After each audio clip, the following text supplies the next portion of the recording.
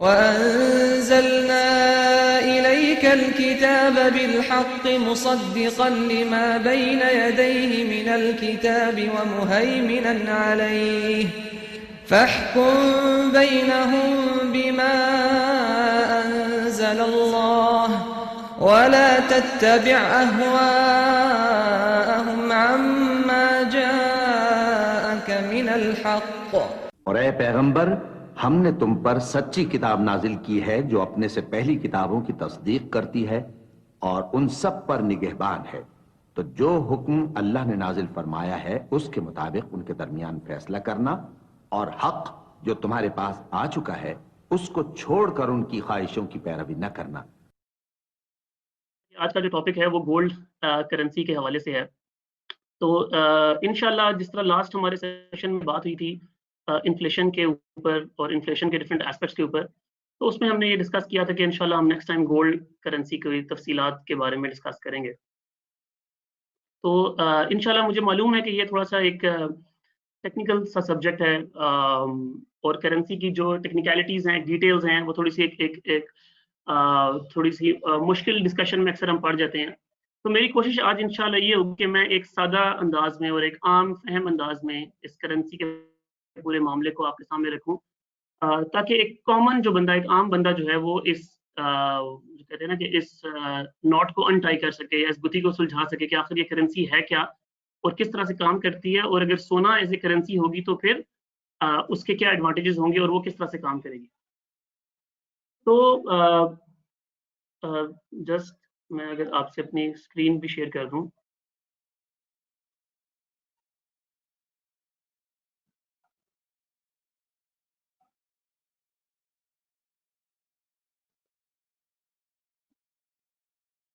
अच्छा, इंशाल्लाह मैं स्टार्ट में एक बड़ी इंटरेस्टिंग एक कोटेशन है जो कि बड़ी रेलेवेंट है इस डिस्कशन से, वो आपके साथ शेयर करता हूँ, जो मुझे किसी बुक में पढ़ते हुए मिली और बड़ी स्ट्राइक की मुझे इस कोटेशन ने। तो उन्होंने कहा कि gold is the money of kings and silver is the money of gentleman, barter is the money of peasants, but debt is the money of slaves. तो वैसे तो ये कोटेशन ही काफी हद तक समराइज कर देती है जो डिस्कशन आगे हम इंशाल्लाह आज के सेशन में करेंगे। तो स्टार्ट करते हुए पहला पॉइंट जो कि इसमें इम्पोर्टेंट है वो है कि ये आखिर करेंसीज के बैकग्राउंड क्या है, ये करेंसीज कहाँ से शुरू हुई और करेंसीज हिस्टोरिकली आज से 100, 200, 500, 1000 साल पहले करेंसी किस तरह से काम करती थी। और ये समझना इसलिए इम्पोर्टेंट है क्योंकि यहीं से आप फिर उसकी अंडरस्टैंडिंग हासिल कर सकेंगे कि मॉडर्न करेंसी की एवोल्यूशन किस तरह से हुई है। लेकिन अगर आप दुनिया में मुवाजना करें करेंसी के हवाले से, तो देखें जब भी इंसान एक मुआशरा के फॉर्म में ऑर्गेनाइज हुए हैं तो इंसानों ने तिजारत की है, और तिजारत जो हिस्टोरिकली थी वो दो फॉर्म्स में हुआ करती थी। एक बाटर की फॉर्म में थी, बाटर से मुराद है लेन देन, किसी ने अगर कोई शय उगाई तो किसी और चीज के बदले उसका तबादला कर लिया, जैसे गंदम के बदले अंडों का तबादला कर लिया या किसी और चमड़े के बदले किसी दूध का तबादला कर लिया। और जो विद इन द छोटी गांव या टाउन्स हुआ करते थे, लोग बाटर के सिस्टम पे काम करते थे। लेकिन जैसे जैसे इंसानों की डिफरेंट सिटीज और टाउन्स वगैरह डेवलप हुए, तो जो मुख्तलिफ ट्रेड के मुख्तलिफ टाउन जो मुख्तलिफ इलाके थे उनके दरमियान ट्रेड का सिलसिला शुरू हुआ। तो उस ट्रेड के लिए हिस्टोरिकली इंसानों ने मेटालिक मेटल्स जो हैं जिसमें गोल्ड, सिल्वर, कॉपर और कुछ और मेटल्स, उनको एज ए करेंसी इस्तेमाल किया। और उनके अंदर भी जो गोल्ड और सिल्वर दो मेटल्स थे, ये हमेशा से दुनिया में एक करेंसी के तौर के ऊपर, यानी कि एक्सचेंज के लिए इनका इस्तेमाल हो रहा था। यहाँ तक कि ये हम बड़ी मॉडर्न दुनिया की बात कर रहे हैं, लाइक 17वीं 18वीं सदी के अंदर भी, 18th 19th सेंचुरी के अंदर तक। और अगर वर्ल्ड वॉर 1 से पहले तक देखें तो बेसिकली जो भी ममालिक थे जो कि एक मॉडर्न स्टेट की फॉर्म में इवॉल्व करके थे, इवन वो ममालिक भी गोल्ड और सिल्वर को एज ए करेंसी जो है वो रन कर रहे थे। अच्छा, कुछ ममालिक ऐसे थे चाहे तो उनमें गोल्ड और silver as a coin, like as a minted coin in real gold और सिल्वर सर्कुलेट करता था, या फिर अगर पेपर करेंसी भी थी तो पीछे वो बैक्ड बाय गोल्ड और सिल्वर थी। तो जब करेंसी बैक्ड बाय गोल्ड और सिल्वर का मतलब ये है कि अगर करेंसी मार्केट में एक गवर्नमेंट यानी या फ्रांस थे, लेकिन असल में उसके पीछे कंप्लीटली सोना मौजूद था, जो कि कोई भी शख्स करेंसी को सोने के बदले रिप्लेस कर सकता था। और ये बात है वर्ल्ड वॉर 1 तक की। जब वर्ल्ड वॉर 1 हुई और यूरोप में एक बहुत बड़ी जंग शुरू हुई, तो उस वक्त पहली दफा यूरोपियन पावर्स ने उनको फाइनेंसिंग चाहिए थी, पैसा चाहिए था वॉर को फाइनेंस करने के लिए, तो उन्होंने अपने आप को इस गोल्ड स्टैंडर्ड से डीलिंग कर दिया और करेंसी जो है वो छापना शुरू कर दी, क्योंकि करेंसी तो नोट्स की फॉर्म में थी, और उससे वॉर को फाइनेंस किया। तो जब वर्ल्ड वॉर 1 खत्म हुई, और हमें पता है कि उस बहुत बड़ी जंग थी और उसमें बहुत खर्चा हुआ इन ममालिक का, तो जब ये जंग खत्म हुई तो उन ममालिक को इस बात का अंदाजा था करेंसी उन्होंने छाप दी है, उतना सोना उनके पास अवेलेबल नहीं है, जिसका मतलब ये है कि उस करेंसी की वैल्यू खत्म हो गई, उसकी वैल्यू डाउन हो गई है।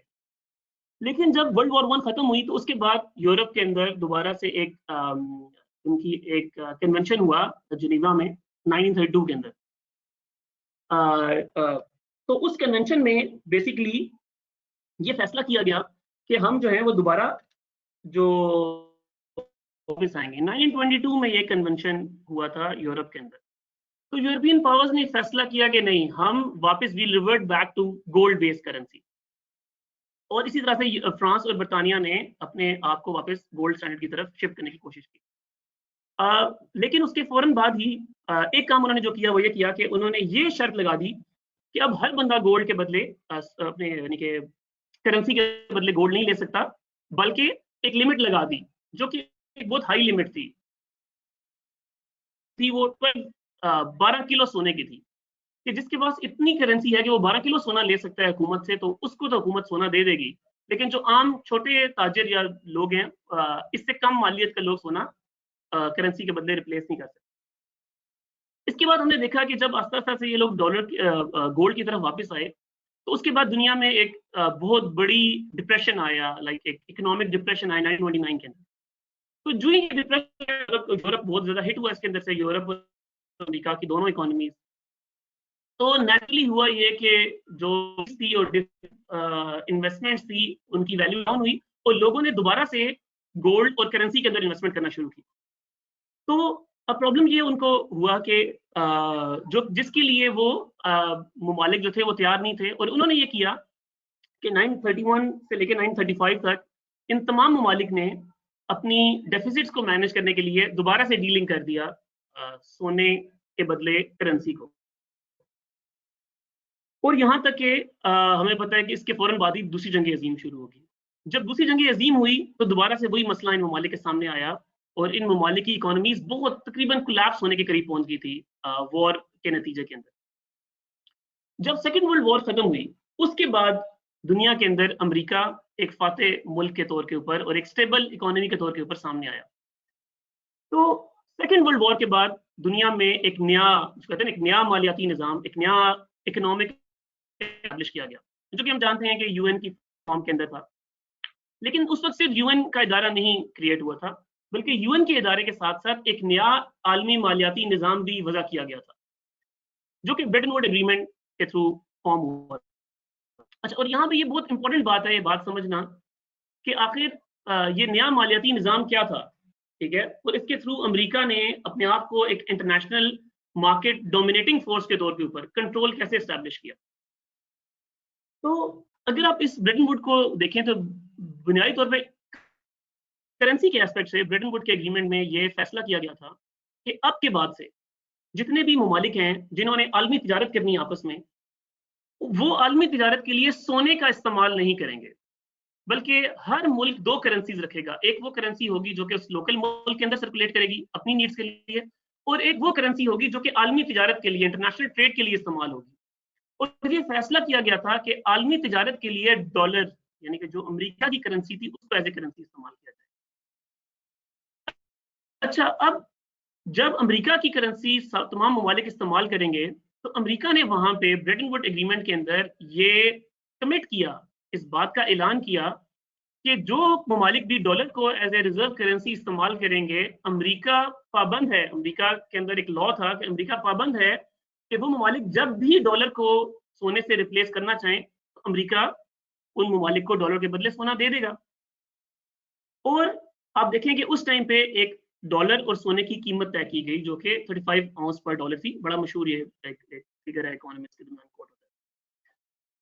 तो एक नया निज़ाम बना लिया गया। वो निज़ाम क्या था कि अब से दुनिया की जो ट्रेड है वो सारी डॉलर में होगी, हर मुल्क डॉलर के रिजर्व रखेगा, और जब उसने उन रिजर्व्स को डॉलर से गोल्ड से रिप्लेस करना होगा तो वो अमेरिका के पास जाके उनको गोल्ड से रिप्लेस कर देगा। और उस टाइम की रियलिटी ये थी दुनिया की कि उस टाइम अमेरिका दुनिया की सबसे बड़ी इकोनॉमी बन चुका था, और पूरी दुनिया का जो गोल्ड था उसका 2/3 यानी कि 2/3 गोल्ड जो था वो सिर्फ और सिर्फ अमेरिका के पास था। तो अमेरिका के पास ये एबिलिटी थी उस टाइम ये एस्टैब्लिश करने की या इस बात को मनवाने की। और साथ ही साथ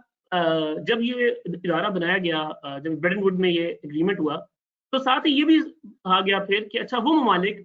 जो कि डॉलर के अंदर जब रिजर्व रखेंगे और अगर उनके डॉलर के रिजर्व डिप्लीट हो गए, फॉर एग्जांपल उनका ट्रेड इम्बैलेंस है, वो इंपोर्ट ज्यादा कर रहे हैं, एक्सपोर्ट कम कर रहे हैं,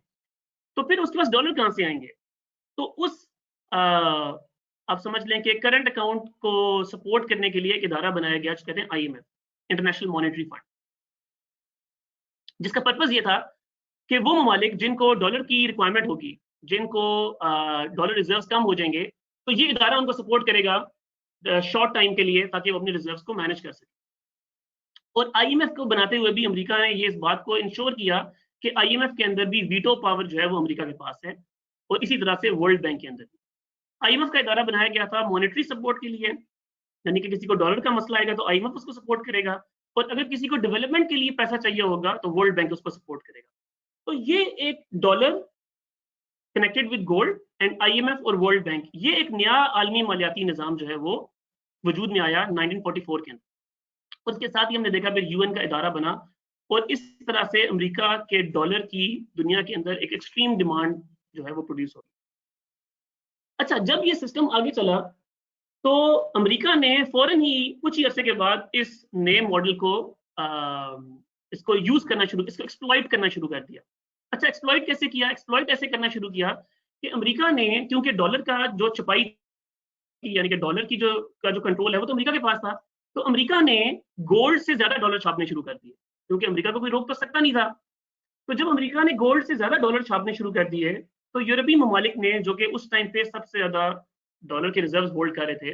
उन्होंने ये सवाल उठाना शुरू किया कि आखिर अमेरिका ने तो हमसे ये कमिट किया था कि वो किसी भी टाइम डॉलर के बदले गोल्ड अदा करेगा, लेकिन जितने डॉलर अमेरिका छाप रहे हैं वो तो गोल्ड से ज्यादा हैं। तो इसका मतलब ये कि ये तो अमेरिका वायलेट कर रहा है, एक्सप्लॉइट कर रहा है इस नई रियलिटी को। और ये 1960s के अंदर ये यूरोप और अमेरिका के दरमियान ये एक इशू शुरू हुआ।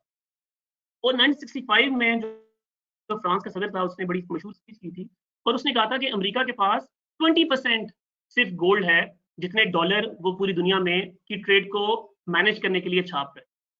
तो यहाँ से एक नया प्रॉब्लम शुरू हुआ। वो प्रॉब्लम ये था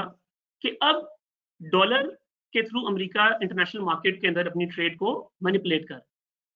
और फिर हमने देखा कि 1971 के अंदर 1971 तक ये निज़ाम चलता रहा, और 1971 में आके फिर अमेरिका ने यूनिलैटरली खुद से ये ऐलान किया कि आज के बाद से अमेरिका किसी भी मुल्क को, किसी भी इंडिविजुअल को, किसी भी इदारे को डॉलर के बदले सोना देने का पाबंद नहीं है। और अमेरिका ने एक लॉ पास करके अपनी कांग्रेस के थ्रू अपने मुल्क के अंदर ये आलमी पूरी दुनिया के अंदर ये मैसेज अक्रॉस कर दिया कि जो लोग भी डॉलर के रिजर्व होल्ड कर रहे हैं और डॉलर में ट्रेड कर रहे हैं, अमेरिका उनके बदले गोल्ड नहीं देगा। और आप देखिए कि ये जो टाइम था 1971 का, ये अब एक क्रूशियल टाइम था। अब प्रॉब्लम ये था ममालिक के लिए कि अगर वो जिस करेंसी में उन्होंने रिजर्व्स बिल्ड किए हैं अपने, यानी कि डॉलर को होल्ड किया हुआ है और उसके थ्रू ट्रेड कर रहे हैं, तो डॉलर की स्टेबिलिटी, डॉलर का मुस्तहकम होना हर मुल्क के हक के अंदर है। क्योंकि अगर डॉलर की वैल्यू डाउन हो जाएगी तो आपके लिए जो आपने रिजर्व रखे हुए हैं, जिनके थ्रू आपने अशिया खरीदनी है आलमी मार्केट से, उस डॉलर की वैल्यू गिर जाएगी। तो हर मुल्क ने, ये जो पूरा अमेरिका ने निज़ाम बनाया, ये निज़ाम ही इस तरह का था कि हर मुल्क इफेक्टिवली डॉलर को सपोर्ट कर रहा था। हर मुल्क चाहता था कि डॉलर ना गिरे, डॉलर स्टेबल रहे, ताकि जो उसके रिजर्व्स हैं वो इफेक्टिव रहें। और हमने देखा कि 1971 के बाद जब अमेरिका ने यूनिलैटरली अपने आप को डीलिंग कर दिया इस गोल्ड के साथ से, तो बेसिकली दुनिया एक नई मॉनेटरी एक नए मालियाती निज़ाम की तरफ चल पड़ी। और वो मालियाती निज़ाम कौन सा था? वो मालियाती निज़ाम है जिसको हम आज कहते हैं फिएट करेंसी, कागजी करेंसी। क्योंकि 1971 से पहले बहरहाल या तो एक टाइम में कंप्लीटली गोल्ड की बुनियाद के ऊपर, सोने की बुनियाद पे करेंसी चल रही थी, या पार्शली सोने की बुनियाद पे करेंसी चल रही थी, यानी कुछ ना कुछ सोना, कुछ ना कुछ गोल्ड एंड सिल्वर यानी कि एसेट उसके पीछे मौजूद था। लेकिन 1971 के बाद दुनिया गोल्ड स्टैंडर्ड और गोल्ड बैक स्टैंडर्ड से शिफ्ट होके प्योरली एक पेपर करेंसी स्टैंडर्ड की तरफ मूव कर गई, और जब अमेरिका ने ये ऐलान किया। लेकिन इसके बाद अगर आप दुनिया की पॉलिटिक्स को फॉलो करें तो सबसे इंपॉर्टेंट जो इवेंट इसके फौरन बाद हुआ वो ये था कि अमेरिका ने ये इंश्योर करने के लिए कि डॉलर की डिमांड इंटरनेशनल मार्केट में रहे, दुनिया की वो कमोडिटी, वो शेयर जो कि सबसे ज्यादा ट्रेड होती है, जो कि एनर्जी यानी कि ऑयल और गैस, अमेरिका ने ओपेक के थ्रू ये यूनिलैटरली ऐलान करवा दिया कि ओपेक जितना भी तेल ट्रेड करेगा इंटरनेशनल मार्केट में, जितने भी तेल की खरीदो फरोख्त होगी, वो सिर्फ और सिर्फ डॉलर के अंदर होगी। तो आप देखिए कि चूंकि अमेरिका का इन्फ्लुएंस उन ममालिक के ऊपर, उन खलीजी ममालिक के ऊपर, वो मुसलमान या नॉन मुस्लिम जो भी कंट्रीज उस ओपेक का पार्ट थे, अमेरिका का इन्फ्लुएंस था उनके ऊपर। अमेरिका ने अपना सियासी असर रसूख यूज करके ये इंश्योर करा लिया कि दुनिया की सबसे बड़ी ट्रेडिंग कमोडिटी डॉलर के अंदर ट्रेड होगी। यूं डॉलर को एक और इस्तेकाम मिल गया, एक और मिल गई, ठीक है, उस ट्रेड के सिर्फ डॉलर में होने की वजह से। तो आप देखें कि तो इस तरह से हिस्टोरिकली दुनिया जो है वो गोल्ड स्टैंडर्ड से गोल्ड बैक करेंसी और उससे एक फिएट करेंसी की तरफ मूव हुई। ये हिस्ट्री एक्सप्लेन करने का मकसद ये था ताकि हम बेसिकली इस पूरी एवोल्यूशन को समझ सकें कि हम कहाँ से किस स्टैंडर्ड से किस स्टैंडर्ड की तरफ मूव हुए। अब मैं सेकंड पॉइंट की तरफ आता हूँ इंशाल्लाह, और थोड़ा सा एक्सप्लेन करता हूँ कि जो फिएट करेंसी है, जो कागजी करेंसी है, आप जो आजकल दुनिया में चल रही है, उसकी रियलिटी क्या है और उस करेंसी की वैल्यू क्या है, और वो करेंसी कैसे प्रिंट होती है, कैसे कंट्रोल होती है। देखिए, जब दुनिया 1971 के बाद फिएट करेंसी पे चलेगी, तो फिएट करेंसी क्या है? फिएट करेंसी एक कागज का नोट है, ठीक है, चाहे वो डॉलर है जो कि अमेरिका छापता है, या वो PKR है, रुपया है जो कि पाकिस्तान की गवर्नमेंट या पाकिस्तान का सेंट्रल बैंक छापता है। फिएट करेंसी ऐसे मैनेज होती है कि हर मुल्क में एक सेंट्रल बैंक है, ठीक है, अमेरिका में फेडरल रिजर्व है, पाकिस्तान में स्टेट बैंक ऑफ पाकिस्तान। जो सेंट्रल बैंक है वो करेंसी को इशू करता है, ठीक है। लेकिन सवाल ये है पहला कि जो कागजी नोट है उसकी फिर वैल्यू कैसे डिफाइन होती है। देखिए, अगर सोना है एज ए करेंसी तो उसकी वैल्यू तो एक मेटल है, उसकी एक इंट्रिंसिक वैल्यू है अपनी, ठीक है, जो कि मार्केट डिटर्मिनेंट है। लेकिन कागज के नोट की क्या वैल्यू है? तो कागज के नोट की वैल्यू असल में उसकी परचेसिंग पावर। कागज के नोट की वैल्यू ये है कि 1000 रुपए के नोट से क्या कुछ खरीदा जा सकता है, ठीक है। अच्छा, और वो कैसे डिफाइन होता है? वो ऐसे डिफाइन होता है, अगर आम अंदाज में उसको समझा जाए, कि हर मुल्क में की एक प्रोडक्शन है, हर मुल्क की एक वे उसको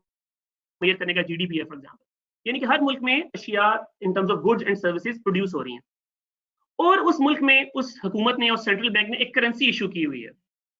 तो वो करेंसी जो इशू की हुई है, जो लोगों के पास नोट हैं, और वो जो गुड्स एंड सर्विसेज उस मार्केट में एग्जिस्ट करती हैं, उनके बैलेंस से, इक्विलिब्रियम से उस नोट की परचेसिंग पावर डिफाइन होती है। यानी इसका मतलब ये है कि अगर किसी मुल्क के अंदर करेंसी यानी कि कागजों के नोट हैं वो कांस्टेंट रहेंगे, वो इंक्रीज नहीं होते फॉर एग्जांपल एक साल के अंदर, लेकिन उस मुल्क के अंदर ग्रोथ होती है, यानी कि उस मुल्क में जो प्रोडक्ट्स एंड सर्विसेज हैं वो इंक्रीज हो जाती हैं, ठीक है, तो उस करेंसी की वैल्यू बढ़ जाएगी, ठीक है, क्योंकि वो करेंसी करस्पॉन्ड कर रही है मार्केट में मौजूद गुड्स एंड सर्विसेज से। इसी तरह से अगर एक मुल्क में प्रोडक्शन यानी कि चीजें जो कमोडिटीज एंड सर्विसेज हैं वो कांस्टेंट हैं, वो इंक्रीज नहीं हो रही फॉर एग्जांपल, या अगर इंक्रीज हो रही है तो मिसाल के तौर के ऊपर 2% या 5% के रेट पे इंक्रीज हो रही है, लेकिन जो करेंसी मार्केट में इशू हो रही है वो उससे ज्यादा इंक्रीज हो रही है करेंसी, तो करेंसी डीवैल्यू हो जाएगी, करेंसी की वैल्यू कम हो जाएगी, क्योंकि करेंसी की अपनी कोई इंट्रिंसिक वैल्यू नहीं है। तो इससे फिर सवाल ये कि फिर ये बात समझने की है कि देखें, जो मार्केट्स में कमोडिटीज एंड सर्विसेज हैं वो तो एक रियल इकोनॉमी है, ठीक है, वो तो एक हकीकत है, एक रियल एफर्ट है। सर्विसेज हैं जो कि इंडिविजुअल्स, लोग, कारोबारी हजरात, डॉक्टर्स, इंजीनियर्स, सर्विस कंपनीज वो कह रही हैं, और प्रोडक्ट्स जो हैं मैन्युफैक्चरिंग वो तो फैक्ट्रीज और डिफरेंट और जो इंडिविजुअल्स और कंपनीज है वो बना रही हैं, वो तो एक रियल चीज है और उसकी एक रियलिटी है जो कि एग्जिस्ट करती है। सवाल ये है कि करेंसी की जो सप्लाई है, करेंसी इंक्रीज और डिक्रीज फिर कैसे होती है। देखिए फिएट स्टैंडर्ड के अंदर करेंसी के इंक्रीज और डिक्रीज होने का जो कंट्रोल है वो गवर्नमेंट्स के पास है। अच्छा, गवर्नमेंट्स के पास कैसे है? गवर्नमेंट्स के पास है थ्रू सेंट्रल बैंक, ठीक है। तो बेसिकली सेंट्रल बैंक्स का काम ये है कि वो मार्केट में ये मॉनिटर करते रहें कि मार्केट में ग्रोथ कैसे हो रही है और कितनी करेंसी की रिक्वायरमेंट है। तो जैसे जैसे ग्रोथ होती है उतनी उतनी करेंसी जो स्टेट बैंक है वो मार्केट में इशू करता रहता है ताकि उस करेंसी के थ्रू चीजों को एक्सचेंज किया जा सके। लेकिन इस स्टैंडर्ड के अंदर होता ये है कि चूंकि को क्रिएट करना या नोटों को छापना एक बहुत आसान सा काम है, ठीक है, और उस नोट को छापने में तो कोई खर्चा नहीं है, वो तो एक कागज का नोट है, ठीक है, उसको छापने में तो 1000 रुपए के नोट को छापने में तो शायद 1 रुपया लगता होगा, ठीक है। तो गवर्नमेंट के पास करेंसी को इंक्रीज और डिक्रीज करने का कंट्रोल आ जाता है। और मॉडर्न दुनिया के अंदर जो मॉनेटरी पॉलिसी जिसको कहा जाता है, तमाम दुनिया के सेंट्रल बैंक्स यही काम करते हैं, वो मार्केट के अंदर करेंसी की सप्लाई को इंक्रीज और डिक्रीज करते हैं। और वो कैसे करते हैं? वो ऐसे करते हैं कि जब वो ये चाहते हैं, फॉर एग्जांपल अगर, ठीक है, जैसे पाकिस्तान की गवर्नमेंट की भी एग्जांपल लेते हैं, पाकिस्तान की गवर्नमेंट को कुछ काम करने के लिए पैसे चाहिए जो कि उसके पास नहीं है, ठीक है, जैसा कि हमारी गवर्नमेंट है हमेशा डेफिसिट में होती है, हमेशा हमारा खर्चा हमारी इनकम से ज्यादा है। तो डेफिसिट को फाइनेंस करने के लिए एक तरीका ये है हुकूमत के पास कि वो कर्जा ले ले, मुल्क के अंदर से या मुल्क के बाहर से। दूसरा तरीका गवर्नमेंट के पास ये है कि वो नोट छाप दे, यानी कि नोट इशू कर दे, ठीक है, और वो कैसे इशू होंगे? वो सेंट्रल बैंक इशू करेगा। तो अगर गवर्नमेंट नोट इशू करेगी तो वो शॉर्ट टर्म में अपना रिक्वायरमेंट तो फुलफिल कर लेगी, लेकिन मार्केट में करेंसी सप्लाई इंक्रीज हो जाएगी, जिसकी वजह से होगा ये कि जब मार्केट में करेंसी सप्लाई इंक्रीज हो जाएगी तो उस करेंसी की वैल्यू कम हो जाएगी, जो कि हम देख रहे हैं पिछले 20 सालों में कम से कम अपने मुल्क के अंदर कि रुपए की वैल्यू गिरती जा रही है, ठीक है। अगर उस रुपए की वैल्यू के गिरने को आप ऑब्जर्व करेंगे तो उसमें सबसे बड़ी रीजन ही यही है कि हमारे मुल्क में हमारी गवर्नमेंट जो है वो कॉन्स्टेंटली डेफिसिट के अंदर है, यानी कि नुकसान के अंदर है, अगर आप उसको आम जुबान में कहें। तो गवर्नमेंट अपना नुकसान पूरा करने के लिए या तो कर्जा लेती है या फिर नोट छापती है। तो जब वो नोट छापती है तो मार्केट में जो मनी सप्लाई है, जो करेंसी की सप्लाई है, जो गवर्नमेंट के कंट्रोल में है, वो गवर्नमेंट उसको एक्स्ट्रा छाप देती है और अपना खर्चा पूरा कर लेती है। क्योंकि करेंसी इंक्रीज हो जाती है, सर्विसेज उतनी नहीं इंक्रीज हो रही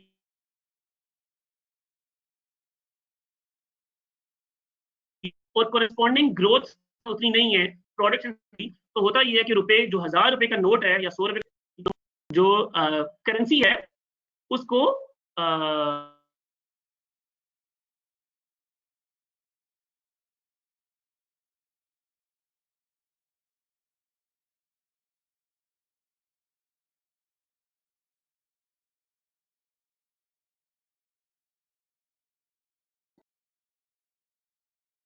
अच्छा, ये जो प्रोसेस है करेंसी को इस तरह से मैनेज करने का, ये दुनिया के हर मुल्क के अंदर है, ठीक है। ये पाकिस्तान के अंदर भी है, यही अमेरिका के अंदर भी है, और दुनिया के हर मुल्क के अंदर अभी जो मॉडर्न करेंसी है वो इसी फॉर्म के अंदर ऑपरेट हो रही है। तो ये जो फिएट करेंसी है उसके इस एस्पेक्ट को समझना सबसे ज्यादा इंपॉर्टेंट है, ठीक है। इसीलिए आप देखें कि वो कंट्री यानी कि जो अमेरिका है फॉर एग्जांपल, जो जिसकी करेंसी एक रिजर्व करेंसी है दुनिया के अंदर, यानी कि हर मुल्क ने उसकी करेंसी जो है वो अपने पास रखी हुई है, तो उसको एक एडवांटेज है और वो मैनिपुलेट करता है अपने इस एडवांटेज को। और उसको एडवांटेज क्या है? उसको एडवांटेज ये है कि अमेरिका का जो नोट छापना है, यानी कि डॉलर की जो सप्लाई है वो अमेरिका के कंट्रोल के अंदर है,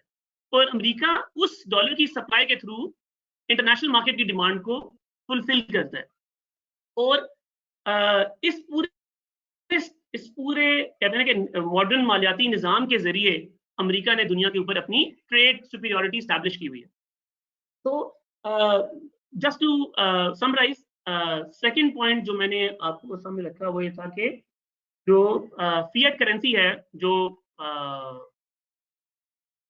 बेसिकली मॉडर्न करेंसी है वो कैसे जो है वो ऑपरेट कर रही है। अच्छा, अब हम आते हैं इंशाल्लाह अपने तीसरे पॉइंट की तरफ, चौथे पॉइंट की तरफ इनफैक्ट, और वो ये है कि इस्लाम ने हमें करेंसी के बारे में क्या बताया,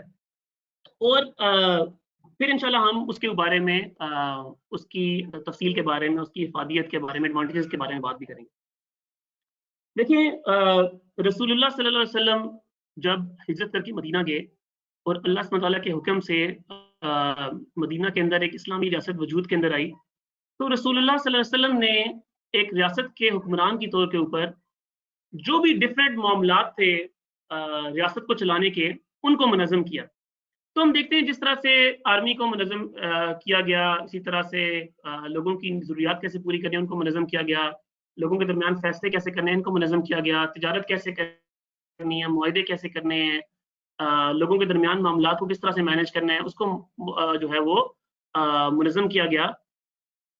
इसी तरह से रसूलुल्लाह सल्लल्लाहु अलैहि वसल्लम ने मदीना के अंदर एक करेंसी का भी इजरा किया, और करेंसी के इजरा करने के अंदर रसूलुल्लाह सल्लल्लाहु अलैहि वसल्लम ने जो हुक्म इरशाद फरमाया वो ये था कि जो करेंसी उस टाइम की एक करेंसी, रोमन और फारिस के जो दो बड़ी पावर्स थी, एक करेंसी ऑलरेडी सर्कुलेशन के अंदर थी, तो रसूलुल्लाह सल्लल्लाहु अलैहि वसल्लम ने एक करेंसी को अडॉप्ट किया और हुक्म जारी किया कि अब से इस्लामी रियासत के अंदर, यानी कि मुसलमान सिर्फ उस करेंसी के अंदर डील करेंगे। तो रसूलुल्लाह सल्लल्लाहु अलैहि वसल्लम ने की एक हदीस है कि अल्लाह के नबी सल्लल्लाहु अलैहि वसल्लम ने फरमाया कि वजन जो है वो मक्का के लोगों का है, यानी कि इसके थ्रू रसूलुल्लाह सल्लल्लाहु अलैहि वसल्लम ने जो करेंसी थी, यानी कि जो दीनार था गोल्ड का, उसके वजन को तयन कर दिया, उसको डिफाइन कर दिया कि 1 ग्राम, एक जो दीनार है वो किस और उस टाइम जो जिस तरह हदीस में फरमाया गया कि मक्का के लोगों का वजन है, तो उस वक्त जो दीनार फॉर्म किया गया, एक दीनार इस्लामी रियासत के लिए, वो आज के टाइम में 4.25 ग्राम ऑफ गोल्ड बनता है। तो इस तरह से दीनार, और इसी तरह से दिरहम का भी वेट डिफाइन किया गया कि एक दिरहम, यानी कि जो चांदी का दिरहम है, वो किस तरह से काम करेगा। और रसूलुल्लाह सल्लल्लाहु अलैहि वसल्लम ने ना सिर्फ ये कि ये हुक्म दिया कि करेंसी को इस तरह से जारी करना है, इस तरह से ट्रेड करनी है, बल्कि ये साथ ये हुक्म भी जारी किया कि सिर्फ में ही ट्रेड होगी, ठीक है, यानी कि ये कोई एक ऑप्शनल बात नहीं है कि आपका जिस तरह से दिल करे कर लें, बल्कि रियासत ने इस चीज को अडॉप्ट कर लिया कि इसी करेंसी में और इन्हीं वेट्स के अंदर ही ट्रेड होगी। और आप देखें इसकी बहुत सारे दलाइल हैं, जैसे कि रसूलुल्लाह सल्लल्लाहु अलैहि वसल्लम ने हमें पता है कि इस्लाम ने सोने और चांदी के हवाले से बहुत सारे अहकामात दिए हैं, और जब आप उन सारे अहकामात को स्टडी करते हैं तो आपको नजर आता है कि उन अहकामात में सोने और चांदी को as a currency, as a measuring commodity,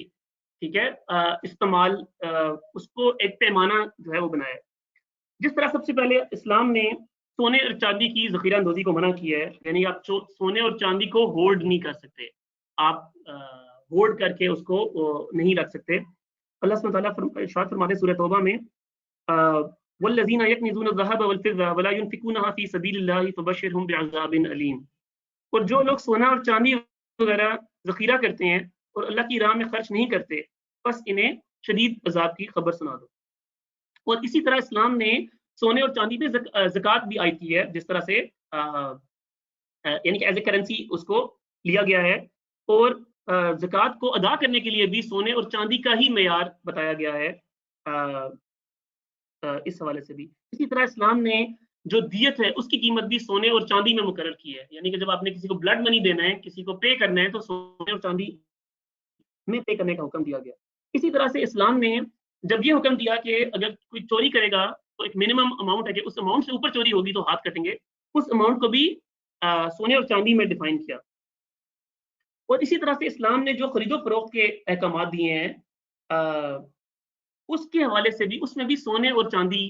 का ही जिक्र है, यानी कि इन तमाम दलाइल से और बहुत सारी अहादीस हैं जिनसे पता चलता है कि जब भी रसूलुल्लाह सल्लल्लाहु अलैहि वसल्लम ने किसी मेजरमेंट की, यानी किसी को सेक्शन को, तो इस्लाम ने उसको गोल्ड एंड सिल्वर में मेजर किया है, जो कि ये साबित करता है, ये शो करता है कि गोल्ड और सिल्वर जो है वो उसको एज ए करेंसी रसूलुल्लाह सल्लल्लाहु अलैहि वसल्लम जो थे वो उनके उसके बारे में हुक्म सादर फरमा रहे थे। तो इसको अगर आप रियलिटी में देखें कि व्हाट डज दिस मीन, ये तो हमने एक हुक्म शरी के हवाले से देख लिया कि इस्लाम ने कहा है कि सिर्फ और सिर्फ गोल्ड और सिल्वर ही करेंसी होंगे। तो इसकी थोड़ी सी रियलिटी भी देख लेते हैं कि ये फिर वर्क कैसे करेगा, व्हाट डज दिस मीन, ये डिफरेंट कैसे है आज के सिस्टम से।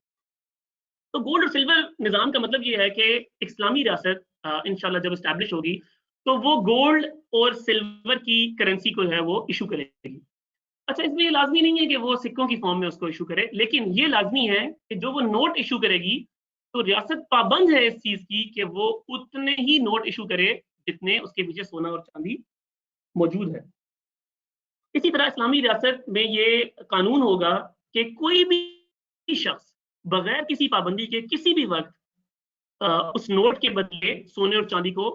वापस ले सकता है, और गवर्नमेंट इस चीज को किसी भी सूरत में पाबंदी नहीं लगा सकती। इस्लामी रियासत पाबंद नहीं कर सकती लोगों को कि नहीं हम नहीं देंगे,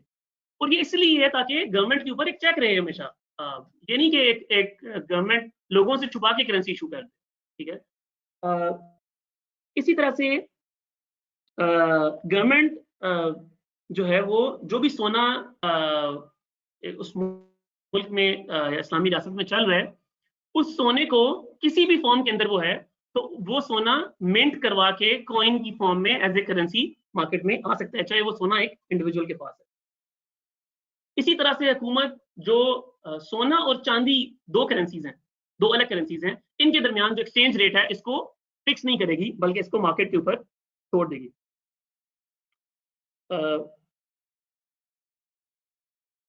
अच्छा, और इसी तरह से ऑब्वियसली जो दिनार और दिरहम है, चूंकि अगर आप दिनार को के बारे में सोचें तो 4.25 ग्राम का दिनार तकरीबन 40-45 हज़ार रुपए के बराबर बनता है उसकी वैल्यू आज की करेंसी की फॉर्म में। तो करेंसी लाइक मार्केट में सर्कुलेशन के लिए जो लोअर डिनोमिनेशन है, यानी कि आप आधे दिनार या चौथाई दिनार या एक दिनार के 10वें हिस्से का नोट जारी कर सकते हैं, ठीक है, ताकि सर्कुलेशन के लिए जो रिक्वायरमेंट है मार्केट में लोअर छोटी करेंसी की यूनिट्स की वो मार्केट में मौजूद हों। लेकिन वो जो लोअर डिनोमिनेशन है उस पे उस परसेंटेज के लिहाज से सोना उसके पीछे जो है वो मौजूद होना चाहिए। अच्छा, इसी के साथ साथ इस निज़ाम को शुरू करने के लिए कुछ और भी जो है वो फैसले साथ ही उसकी ट्रांजिशन को पॉसिबल बनाने के लिए जो है वो करने होंगे, और वो बेसिकली जैसे फॉर एग्जांपल आगे हम इंशाल्लाह एक और इसके ऊपर मजीद बात भी करेंगे थोड़ी सी, और वो ये है कि हम और इस्लाम ये का ये हुक्म है इस्लाम का कि ना सिर्फ ये कि हम गोल्ड और सिल्वर में डील करें बल्कि पूरी दुनिया जो है वो गोल्ड और सिल्वर में डील करे। तो उसूली तौर के ऊपर इस्लाम का कांसेप्ट ये है कि जो गोल्ड और सिल्वर की मूवमेंट है इंटरनेशनली, यानी कि बॉर्डर से बाहर जाने की भी जो मूवमेंट है, यानी कि इंटरनेशनल मूवमेंट, वो भी फ्री होनी चाहिए और उसके अंदर किसी रियासत को इंटरवीन उसूली तौर के ऊपर ओरिजिनली नहीं करना चाहिए जो इस्लामिक मॉडल है उसके अंदर। इस तरह मैंने कहा कि आखिरी पॉइंट के जो गोल्ड है, जो इस्लाम में बैतुल माल है, जो सेंट्रल बैंक होगा इस्लामी रियासत का, उसको स्ट्रिक्टली पाबंद बनाना चाहिए कि वो नोट के बदले गोल्ड के जो का जो देना है इसको इंश्योर करे। तो ये वो एक प्रोसेस है जिसके थ्रू एक रियासत पेपर करेंसी से एक गोल्ड करेंसी की तरफ जो है वो शिफ्ट हो सकती है। अब ऑब्वियसली चूंकि देखें दुनिया के अंदर एक मौजूदा पूरी की पूरी दुनिया एक खास यानी कि कागजी करेंसी के निज़ाम पे चल रही है, और कुछ ममालिक ऐसे हैं बड़े, पता है अमेरिका या यूरोप है या चाइना और रशिया, जो बड़े ममालिक हैं उनका कंप्लीट कंट्रोल है इंटरनेशनल ट्रेड, इंटरनेशनल प्रोडक्शन के ऊपर। तो ये सब कुछ जो हमने डिस्कस किया गोल्ड स्टैंडर्ड के बारे में, ये इसको करने में, इसको इनिशिएट करने में कुछ चैलेंजेस भी हैं। तो अब इंशाल्लाह मैं दो एस्पेक्ट्स के ऊपर जो है फाइनली बात करूंगा। एक एस्पेक्ट वो है कि इस सोने के निज़ाम के फायदे क्या हैं, ठीक है, हमारे लिए भी और पूरी की पूरी दुनिया के लिए भी। तो 5 क्विक पॉइंट्स मैं आपके सामने रखता हूं इस हवाले से। पहला सबसे बड़ा एडवांटेज कि अगर इस पेपर के कागजी नोट को सोने के सिक्कों से बदल दिया जाए, तो पहला जो सुकून पूरी दुनिया के अंदर आएगा वो ये आएगा कि ये जो कॉलोनियल रियासतें हैं, बड़ी बड़ी इस्तेमारी रियासतें हैं, जो कि करेंसी के कंट्रोल के थ्रू छोटे ममालिक को कंट्रोल करती हैं, उनके पास ये एबिलिटी, जो करेंसी वॉर्स वेज करने की जो एबिलिटी है, ये खत्म हो जाएगी। क्योंकि गोल्ड एक ऐसा स्टेबलाइजिंग फैक्टर है, ठीक है, और वो रियल वैल्यू रखता है। तो फिर अगर एक गोल्ड स्टैंडर्ड आ जाएगा तो अमेरिका या चाइना या बाकी ममालिक करेंसीज को मैनिपुलेट नहीं कर सकेंगे। दूसरी बात जो पूरी इंटरनेशनल दुनिया के लिए जो दूसरा इसका बड़ा एडवांटेज है, और वो ये है कि ये एक ऐसा स्टैंडर्ड है, गोल्ड एंड सिल्वर स्टैंडर्ड, कि जब दुनिया एक प्रोसेस से गुजरने के बाद इसके ऊपर शिफ्ट हो जाएगी या शिफ्ट हो जाए जब, तो ये एक स्टेबल, यानी कि गोल्ड एक स्टेबलाइजिंग फैक्टर है, जिस तरह, और उसकी वजह जिस तरह हमने पहले बात की कि क्योंकि रियासतों के पास कंट्रोल करेंसी सप्लाई का खत्म हो जाएगा गोल्ड होने की वजह से, अगर गोल्ड स्टैंडर्ड आ जाएगा तो एक पूरी की पूरी जो भी करेंसी गोल्ड के ऊपर होगी वो एक स्टेबल करेंसी होगी अक्रॉस द होल वर्ल्ड। तीसरी जो पॉइंट है और इम्पोर्टेंट पॉइंट है, बहुत इंपॉर्टेंट बात, वो ये कि जो हमने लास्ट बार डिस्कशन की थी कि जो कागजी नोट हैं उसके अंदर इनहेरेंट एक इन्फ्लेशन का एलिमेंट है, प्रातिजर का एलिमेंट मौजूद है। चूंकि करेंसी सप्लाई गवर्नमेंट के पास है, गवर्नमेंट जब करेंसी सप्लाई इंक्रीज कर देती है तो मार्केट में इन्फ्लेशन होती है, उसकी वैल्यू खत्म डाउन हो जाती है, उस नोट की वैल्यू, और इन्फ्लेशन आ जाती है मार्केट में। गोल्ड स्टैंडर्ड में ये चीज नहीं है, क्योंकि गवर्नमेंट बाउंड है सिर्फ उतनी करेंसी जारी करने की जितना गोल्ड मौजूद है। तो ये गवर्नमेंट के ऊपर एक डिसिप्लिन जो है वो इंश्योर रखता है, और गवर्नमेंट्स को पाबंद बनाता है कि एक फाइनेंशियल डिसिप्लिन ऑब्जर्व करें, और इन्फ्लेशन का जो प्रॉब्लम है, जो परपेचुअल इन्फ्लेशन का प्रॉब्लम है, जो मनी सप्लाई की वजह से है, वो गोल्ड स्टैंडर्ड में यानी कि इस्लामी रियासत में एग्जिस्ट नहीं करता। अच्छा, तीसरा चौथा पॉइंट, और ये भी बड़ा इंपॉर्टेंट पॉइंट है, समझने वाला है, और वो ये है कि देखिए इस्लाम का कॉन्सेप्ट ये है कि पूरी दुनिया जो है वो गोल्ड स्टैंडर्ड के ऊपर ऑपरेट करे। अच्छा, गोल्ड स्टैंडर्ड के ऊपर अगर एक पूरा रीजन है, फॉर एग्जांपल लेते हैं, एक मुल्क है, एक इस्लामी रियासत है, और उसके मिसाल के तौर के ऊपर 5 नेबर्स हैं, नेबरिंग कंट्रीज हैं बड़े बड़े उसके 5। तो अगर इस्लामी रियासत गोल्ड के ऊपर चल रही है और फॉर एग्जांपल किसी भी वजह से आपकी इंपोर्ट्स जो है वो बढ़ जाती हैं, ठीक है, आप अपनी प्रोडक्शन कंप्लीटली फुलफिल नहीं कर रहे अपनी लोकल डिमांड को, और आप इंपोर्टर बन जाते हैं, जैसे मिसाल के तौर पर पाकिस्तान है जिसकी इंपोर्ट्स ज्यादा एक्सपोर्ट से। तो अगर इस्लामी रियासत की इंपोर्ट ज्यादा होंगी एक्सपोर्ट से, तो क्या होगा? तो होगा ये कि आपको इंपोर्ट्स के लिए सोना देना होगा, क्योंकि आपकी करेंसी तो सोना है। तो होगा ये कि सोना मुल्क से बाहर जाना शुरू हो जाएगा, ठीक है। अच्छा, जब सोना मुल्क से बाहर जाना शुरू हो जाएगा, तो मिसाल के तौर के ऊपर अगर आपके जो नेबरिंग कंट्रीज है वो भी सोने के यानी कि गोल्ड करेंसी के ऊपर चल रहे हैं, तो जैसे ही सोना आपकी मुल्क से बाहर जाएगा तो आपके मुल्क में सोना कम हो जाएगा, और कमोडिटीज एंड सर्विसेज तो ज्यादा होंगी, तो नेचुरली चीजों की कीमतें कम हो जाएंगी। और जब चीजों की कीमतें कम होंगी तो नेचुरली थोड़े टाइम के बाद जो चीजें, जो सोना बाहर जा रहा था, वो जो चीजें इंपोर्ट हो रही थी वो इंपोर्ट होना बंद हो जाएंगी, क्योंकि लोकल मार्केट में चीजें सस्ती होंगी, ठीक है। तो सोना बाहर जाना जो है वो खत्म हो जाएगा, तो नेचुरली ये एक नेचुरल इक्विलिब्रियम आ जाएगा, जो कि आज की डेट में नहीं होता। आज के टाइम में ये होता है कि जो ममालिक है वो एक्सपोर्ट इंपोर्ट को देखते हुए अपने करेंसीज को मैनिपुलेट करते हैं, मैनेज करते हैं। तो चाइना की एग्जांपल है, चाइना पे पूरी दुनिया चाइना के ऊपर ये इल्जाम लगाती है कि चाइना ने अपने आप को एक्सपोर्ट ओरिएंटेड रखने के लिए कॉन्स्टेंटली अपनी करेंसी को नीचे करता रहता है, ताकि आलमी मार्केट में चाइनीज जो प्रोडक्ट्स हैं वो सस्ती से सस्ती रहें, ठीक है। और इस करेंसी मैनिपुलेशन के थ्रू वो अपना जो ट्रेड में शेयर है उसको इंक्रीज कर रहा है। लेकिन अगर गोल्ड स्टैंडर्ड होगा और एक पूरे रीजन गोल्ड स्टैंडर्ड पे चल रहा होगा, तो उस केस में ये नेचुरल इक्विलिब्रियम होगा। तो वो ममालिक जो जेन्युइनली ज्यादा प्रोड्यूस कर रहे हैं वो सोने को अर्न करेंगे, लेकिन जैसे ही एक टाइम के बाद जब वो सोना बाकी ममालिक से उन ममालिक में आएगा, तो नेचुरली उन ममालिक में एक इक्विलिब्रियम मौजूद हो जाएगा। तो सोना बेसिकली यानी कि जो गोल्ड स्टैंडर्ड है वो बड़े एक नेचुरल वे में, एक रियल वे में इंटरनेशनल ट्रेड को मैनेज करता है, जिसमें करेंसी मैनिपुलेशन की जो है वो एग्जिस्ट नहीं करती। और सबसे आखिरी पॉइंट, 5वां पॉइंट, जो कि आलमी तिजारत के हवाले से है, वो ये है कि देखिए, अगर तमाम ममालिक या जो बड़े ममालिक हैं वो सोने के, उनकी करेंसी सोने पे बेस्ड होगी, तो जो एक्सचेंज रेट है करेंसीज के दरमियान, यानी कि दो ममालिक की जो करेंसीज का एक्सचेंज रेट है वो एक फिक्स होगा, ठीक है, क्योंकि सारे ममालिक सोने के ऊपर जो है वो बेस्ड हैं, और सोने की एक आलमी मार्केट में एक वैल्यू है। तो जो करेंसी एक्सचेंज का जो पूरा का पूरा मैकेनिज्म, अगर आप अभी देखें करेंसीज की जो वैल्यू है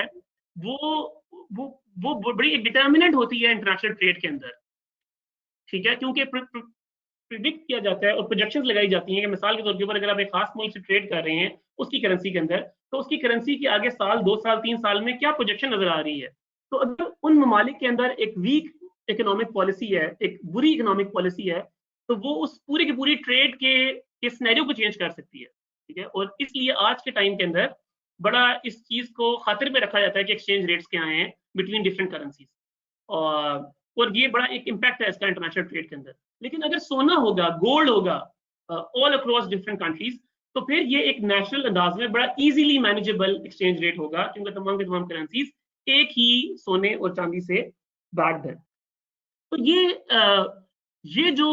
5 पॉइंट्स मैंने रखे आपके सामने, ये कंप्लीटली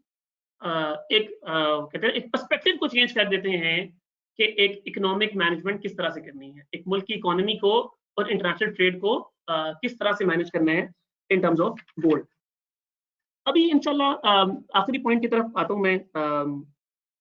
और वो पॉइंट है कि अगर इंशाल्लाह मुसलमान ममालिक और इंशाल्लाह गोल्ड स्टैंडर्ड की तरफ जाना चाहें, और जब इस्लामी रियासत इस गोल्ड स्टैंडर्ड का इजरा करने लगेगी, तो उसके बाद उसको चैलेंजेस किस तरह किस किस्म के फेस्ड हैं, ठीक है। तो ये वही वाली बात है कि ये हमें पता है कि ये दुनिया एक इतनी इंसाफ पर मबनी निज़ाम के मुताबिक तो ऑर्गेनाइज नहीं हुई, बल्कि जो बड़े बड़ी ताकतें हैं उन्होंने कंट्रोल किया हुआ तमाम दुनिया की पॉलिटिक्स को, इकोनॉमिक्स को, ट्रेड को, और वो नहीं चाहते कि कोई भी ऐसी पावर, कोई भी ऐसी ताकत उठे जो कि डॉलर या इंटरनेशनल रिजर्व करेंसीज की जो पावर है उसको चैलेंज कर दे, एक बेहतर करेंसी को मार्केट में लेकर आके। तो डेफिनेटली इस्लामी रियासत जब ये करेंसी को जारी करेगी, गोल्ड स्टैंडर्ड की तरफ वापस आएगी, तो कुछ चैलेंजेस उसके सामने खड़े होंगे, और वो मैं उनमें से कुछ चैलेंजेस के ऊपर बात करना चाहता हूँ, क्योंकि जब हम जाते हैं और लोगों के सामने और इकोनॉमिस्ट के सामने और वो लोग जो कि इन्फ्लुएंशियल लोगों के सामने डिस्कशन को रखते हैं, तो लोगों के अजहान में कुछ सवालात हैं, और वो ये हैं कि देखें, ये बहुत अच्छी बात है, होना चाहिए, इस्लाम ने भी हुक्म दिया है सोने और चांदी पे करेंसी होनी चाहिए, लेकिन ये पॉसिबल नहीं है या दुनिया हमें ये करने नहीं देगी और हम ये कर नहीं पाएंगे। तो पहला जो सबसे बड़ा चैलेंज है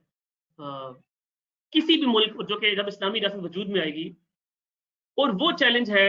supply of gold and silver. देखिए, जब आप करेंसी को पेपर से गोल्ड एंड सिल्वर पे शिफ्ट कर देंगे, तो नंबर 1 आपको 2 चीजें इंश्योर करनी है। पहली चीज आपको ये इंश्योर करनी है कि आपने गोल्ड एंड सिल्वर की जो कंट्रोल है, लाइक उसकी जो सप्लाई है, वो एक रीजनेबल क्वांटिटी में आपके पास एग्जिस्ट करनी चाहिए। तो इस्लामी रियासत को ये सोचना पड़ेगा कि जैसे इस्लामी रियासत एस्टैब्लिश होगी कि कैसे उसने अपने गोल्ड एंड इंक्रीज करना है। और डेफिनेटली आज की दुनिया जिस तरह से ऑर्गेनाइज हुई है, मेजॉरिटी ऑफ गोल्ड जो है, वो जो बल्क ऑफ द गोल्ड है, वो बड़ी जो पावर्स जो जिनको जो बड़ी इकोनॉमीज है उनके पास है। तो एक स्ट्रेटजी बनानी पड़ेगी इस्लामी रियासत को कि कैसे अपनी जो मुल्क है, अपनी जो इकोनॉमी है, उसके अंदर गोल्ड एंड सिल्वर की सप्लाई को इंश्योर करना है, ठीक है। और ये एक बहरहाल पूरा एक सब्जेक्ट है, but this is the first challenge जो के सामने आएगा। तो इसीलिए जब अगर तो एक इस्लामी रियासत को आप एक मुल्क की हद तक महदूद रखेंगे, तो डेफिनेटली शुरू में आपके लिए बहुत चैलेंजेस हैं। लेकिन जब आप इस्लामी दुनिया को एक ब्लॉक के तौर के ऊपर देखते हैं और करंटली भी स्टडी करते हैं और ऑब्जर्व करते हैं, तो आपको नजर आता है कि हाँ, एक मुल्क के पास के लिए तो ये चैलेंज है, लेकिन एक रीजन के लिए ये चैलेंज कम से कम होता जाता है, ठीक है। दूसरा प्रॉब्लम जो है वो ये है, साथ ही साथ जो इससे कनेक्टेड है, वो ये पाकिस्तान जैसे मुल्क के लिए, जो पाकिस्तान की अगर आप एग्जाम्पल लें कि पाकिस्तान एक नेट इंपोर्टर कंट्री है और पाकिस्तान एक ह्यूज ट्रेड डेफिसिट को कैरी कर रहा है, यानी कि हमारी इंपोर्ट ज्यादा एक्सपोर्ट से। तो अगर हम गोल्ड स्टैंडर्ड की तरफ चले जाएंगे तो नेचुरली अगर हम उतनी इंपोर्ट्स को कंटिन्यू करते हैं एक्सपोर्ट के मुकाबले में, तो जो गोल्ड है भी अगर हमारे पास थोड़ा बहुत, तो वो तो मुल्क से बाहर जाना शुरू हो जाएगा, क्योंकि हम तो कमिट कर रहे हैं करेंसी को गोल्ड के अंदर। तो अच्छा, इस चीज को हाउ टू सॉल्व दिस, इसको फिर इसका क्या जो है वो किया जाए इस प्रॉब्लम को, और ये सबसे जो है ना वो क्रूशल प्रॉब्लम है इस पूरी उसके अंदर। अब देखिए, इसीलिए इस्लाम का जो कॉन्सेप्ट है ओवरऑल इकोनॉमिक मैनेजमेंट का, उसके अंदर एक सियासी तस्वुर भी आ जाते हैं, तस्वुरात भी। देखिए, अगर हम कोई भी मुल्क दुनिया का, और हम भी एज मुसलमान इस्लामी खिलाफत के सूरत में, अगर हम अपनी डिमांड को, लोकल डिमांड को, जो लोगों की लोकल जरूरियात हैं, उनको अपनी प्रोडक्ट्स एंड सर्विसेज से फुलफिल नहीं करेंगे और हम डिपेंडेंट रहेंगे बाकी ममालिक के ऊपर कि वो प्रोडक्ट्स एंड सर्विसेज लाएं और हमारी मार्केट में हमारी डिमांड को फुलफिल करें, तो हम कभी भी एक स्टेबल इकोनॉमी नहीं बना सकते। ये एक रूल है दुनिया का, ठीक है। या तो मॉडर्न दुनिया के अंदर एक तरीका ये है कि ममालिक ने कुछ खास चीजों को, कुछ खास प्रोडक्ट्स एंड सर्विसेज में अपने आप को स्पेशलाइज कर लिया है और उसको एक्सपोर्ट करके नेट अपना करंट अकाउंट को बैलेंस करते हैं। लेकिन इस्लाम की ये पॉलिसी नहीं है। इस्लाम की पॉलिसी कंप्लीट सेल्फ सफिशिएंसी की है। हमने ये इंश्योर करना है, ठीक है, कि हम अपनी लोकल डिमांड को लोकल सप्लाई से फुलफिल करें, जिसको करने के लिए आपको कंप्लीटली एक पूरा के पूरा इकोनॉमिक एजेंडा चाहिए पूरा, जो कि आपके एग्रीकल्चर सेक्टर से कनेक्टेड है, कि एग्रीकल्चर पॉलिसी से कनेक्टेड है, कि कैसे आपने अपनी एग्रीकल्चर जो इकोनॉमी है पूरी उसको मजबूत करना है, जो कि इंडस्ट्री से कनेक्टेड है, कि आपने अपनी पूरी इंडस्ट्रियल पॉलिसी को इसके साथ लेके चलना है। नतीजा ये है, या अब मैं कि उसकी जो समरी ये है वो ये है कि आपने ये इंश्योर करना है with in a very small amount of time कि आप सेल्फ सफिशिएंसी की तरफ जाएं, और ये नहीं मुमकिन कि आप इंपोर्ट के ऊपर डिपेंडेंट रहें। ये ना तो इकोनॉमिकली वाइबल है आपके लिए और ना ही सियासी तौर के ऊपर वाइबल है। जब आप दुनिया में एक नया निजाम मुतारिफ कराना चाहते हैं तो आप दुनिया पे डिपेंडेंट नहीं हो सकते, ठीक है। अगर आप दुनिया पे डिपेंडेंट रहेंगे और ऐसी पॉलिसी के ऊपर चलेंगे जहां आप डिपेंडेंट है दुनिया पे, तो ये गोल्ड स्टैंडर्ड का जो इम्प्लीमेंटेशन है, इसमें बहुत रुकावटें आएंगी आपके सामने। फर्स्ट थिंग जो कि इस्लामी खिलाफत को करनी है, वो दो चीजें हैं इस गोल्ड स्टैंडर्ड को इंश्योर करने के लिए।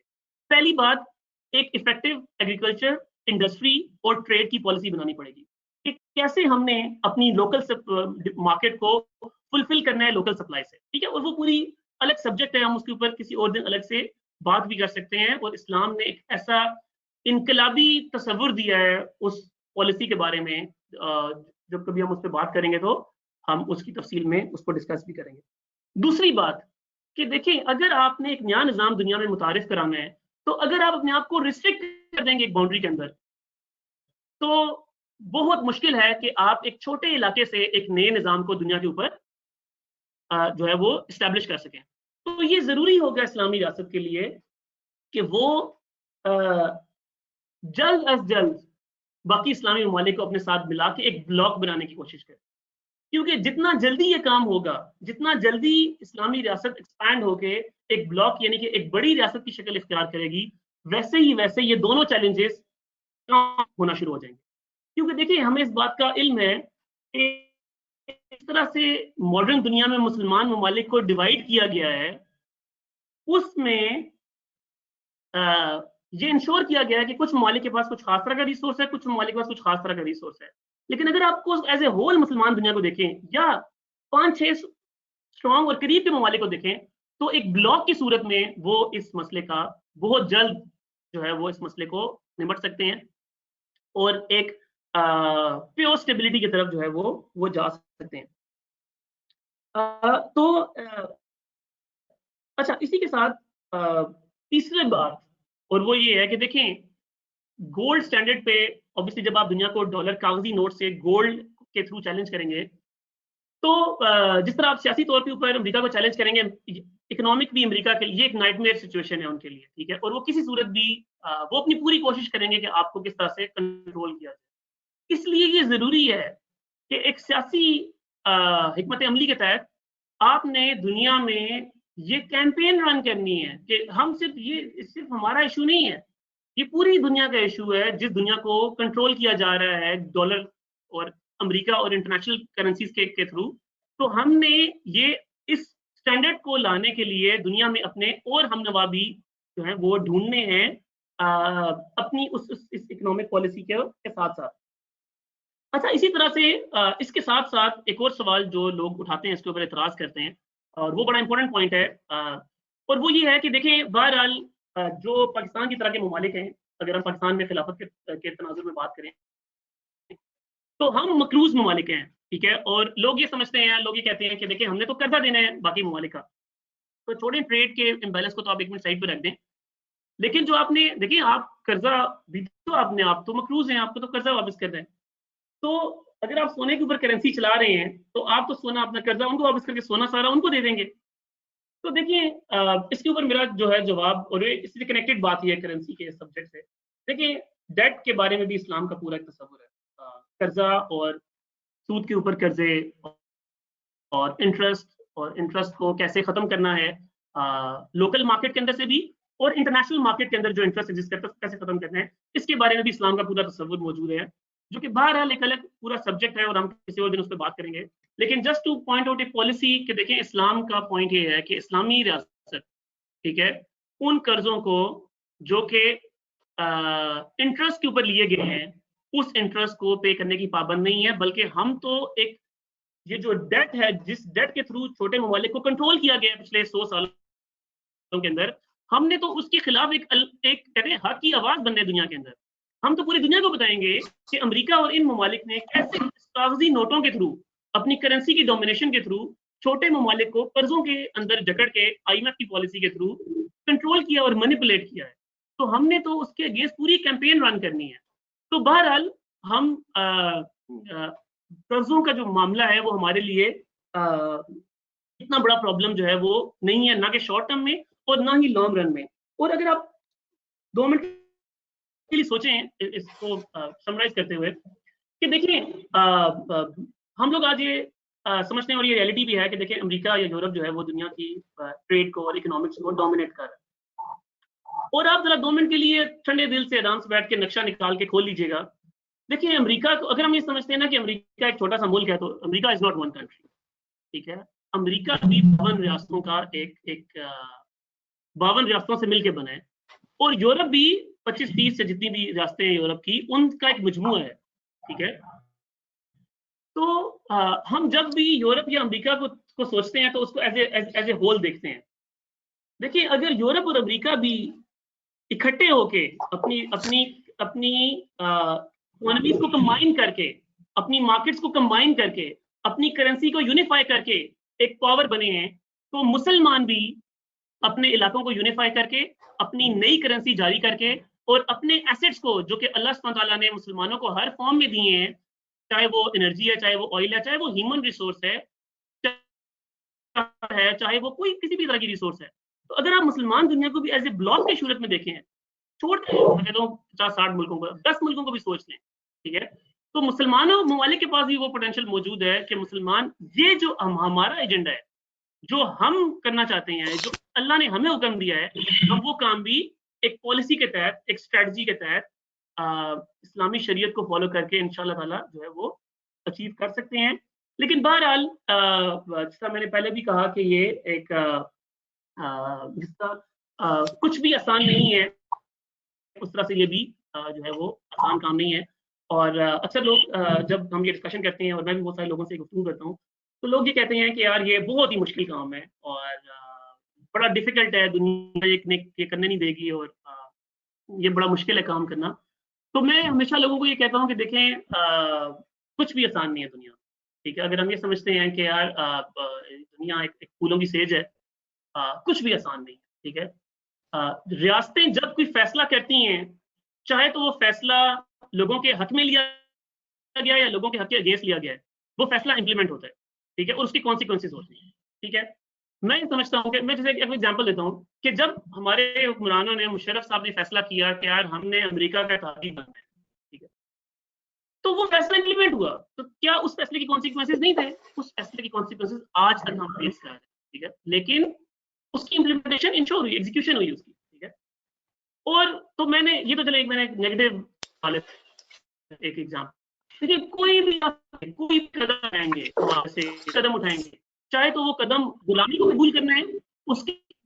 और चाहे वो कदम आजादी की तरफ एक कदम है, उसके भी कॉन्सिक्वेंसेज हैं। तो बिल्कुल ये एक शायद लोगों को और हमें लगता है कि मुश्किल काम है, शायद मुश्किल भी हो, और वो चैलेंजेस हैं इस काम करने में, लेकिन बहसीयत मुसलमान हमारा ईमान है कि अल्लाह सुब्हानहू तआला ने हमें हुक्म दिया है, हुक्म शरी को फॉलो करने का। अल्लाह ने हमें हुक्म ये दिया है कि जो कुछ अल्लाह सुब्हानहू तआला और रसूलुल्लाह सल्लल्लाहु अलैहि वसल्लम ने हमें बता दिया है, हम उसको मनोवन इम्प्लीमेंट कर दें, ठीक है। और अल्लाह ताला ने हमें ये कहते हैं ना कि हमें ये तंबीह की है कि हम उसकी कॉन्सिक्वेंसेज बुनियाद नहीं है करने। और रसूलुल्लाह सल्लल्लाहु अलैहि वसल्लम ने अपनी जिंदगी में हमें ये करके दिखाया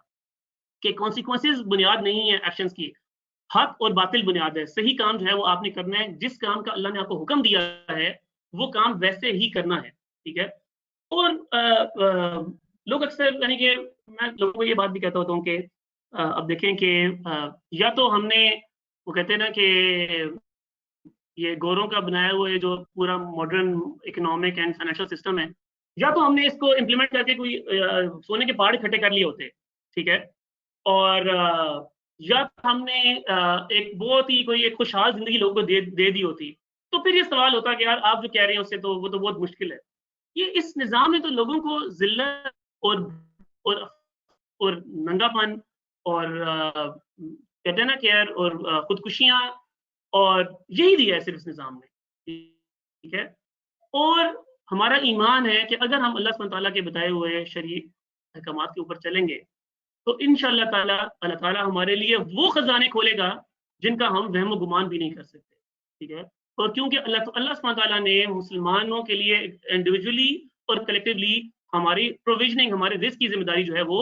अपने ऊपर ली है। मैं अपनी बात को बस खत्म करता हूँ इस बात के साथ, कुरान की 2 आयत आपके सामने रख के। सूरह निसा में अल्लाह सुब्हानहू तआला फरमाते हैं, औज़ु बिल्लाहि मिनश शैतानिर रजीम, फला वरब्बिका ला युमिनूना हत्ता युहक्किमूका फीमा शजरा बैनहुम। ऐ मोहम्मद सल्लल्लाहु अलैहि वसल्लम, आपके रब की कसम, ये इस वक्त तक मोमिन नहीं हो सकते जब तक कि ये आपको, यानी कि रसूलुल्लाह सल्लल्लाहु अलैहि वसल्लम को अपने बाहमी इख्तिलाफात में फैसला करने वाला ना बना ले। और इसी तरह अल्लाह सुब्हानहू तआला ने सूरह अहज़ाब में 36 नंबर वर्स में अल्लाह सुब्हानहू तआला इरशाद फरमाते हैं, औज़ु बिल्लाहि मिनश शैतानिर रजीम, वमा काना लिमुमिनिन वला मुमिनतिन इज़ा क़ज़ल्लाहु व रसूलुहु अन यकूना लहुमुल खैरतु मिन अम्रिहिम। अल्लाह और उसका रसूल सल्लल्लाहु अलैहि वसल्लम जब कोई फैसला करें तो किसी मोमिन मर्द या औरत के लिए इस फैसले में कोई इख्तियार नहीं। यानी अल्लाह सुब्हानहू तआला ने कुरान मजीद में जो अल्लाह सुब्हानहू तआला का फैसला है वो ये है कि जब अल्लाह और उसके रसूल सल्लल्लाहु अलैहि वसल्लम ने एक तरीक़ाकार बता दिया है एक काम को इस तरह से करना है, तो चाहे वो तमाम टेक्निकलिटीज जो कि हमने आज की बात में डिस्कस भी की और इंशाल्लाह सवाल जवाब में भी, और जो भी हम इसके बारे में इसको कैसे करना है, इसके ऊपर चैलेंजेस क्या आएंगे, ये सब एक तरफ। लेकिन बहसीयत मुसलमान जब अल्लाह सुब्हानहू तआला ने और अल्लाह के रसूल ने एक तरीक़ाकार बता दिया कि इस काम को इस तरह से करना है, तो हमने फिर उस काम को उस तरह से करने के पाबंद हैं। अल्लाह ताला हमें तौफीक अता करे कि इंशाल्लाह हम अल्लाह सुब्हानहू तआला के बताए उस रास्ते के ऊपर अमली तौर के ऊपर इसका आगाज़ कर सकें। व आखिरु दावाना अनिल हम्दुलिल्लाहि रब्बिल आलमीन। जज़ाकल्लाह खैर। हम भाई ने बड़े कॉम्प्रिहेंसिवली इस टॉपिक को एड्रेस किया, और जज़ाकल्लाह जो आखिरी जो आयत कोट की वही हमारे लिए जो है वो मशअल रहा है, और बाकी जो है वो टेक्निकल डिटेल्स हमने खुद समझनी है ताकि उसको हम एहसन अंदाज में जो है वो अल्लाह सुब्हानहू तआला का वो जो हुक्म है उसको एक्चुअली इम्प्लीमेंट कर सकें। तो हमारी जो एफर्ट्स हैं, हमारी जो इंजीनियरिटी है, हमारी जो यानी कि थिंकिंग है वो इस अंदाज में होनी चाहिए। जज़ाकल्लाह खैर। तो बस एक कमेंट था इस हवाले से कि ड्यूरिंग द टॉक जो है वो जो चैट के ऊपर अगर क्वेश्चंस ना लिखे जाएं क्योंकि उससे थोड़ी सी डिस्ट्रैक्शन भी क्रिएट होती है, तो अगर कोई क्वेश्चन है तो आप वो उस टेक्स्ट बॉक्स के अंदर लिख सकते हैं, और वंस वो टॉक कंप्लीट हो जाए तो फिर टॉक के ऊपर फिर एक कॉम्प्रिहेंसिवली अगर कोई क्वेश्चंस हो तो वो फिर आप जरूर आस्क करें। तो मैं इंशाल्लाह ताला बस क्वेश्चन Q&A के लिए फ्लोर ओपन करता हूँ, और कोई भी भाई जो है वो क्वेश्चन पूछ सकते हैं चैट वाली विंडो के अंदर, और अगर कोई भाई ऑडियो पे करना चाहते हैं तो वो भी वहाँ पे इजाजत ले लें वहाँ से। सेकेंडली इंशाल्लाह ताला कल जो है वो एक इस्लामी फिक्र के ऊपर एक इंशाल्लाह ताला टॉक होगी, और एक बड़े ही इंशाल्लाह ताला स्पेशल जो है भाई वो डिलीवर करेंगे। तो कल भी इंशाल्लाह ताला मेक श्योर कीजिएगा कि ये टाइम स्लॉट आपका अवेलेबल हो। तो इंशाल्लाह ताला स्टार्ट करते हैं क्वेश्चन आंसर से।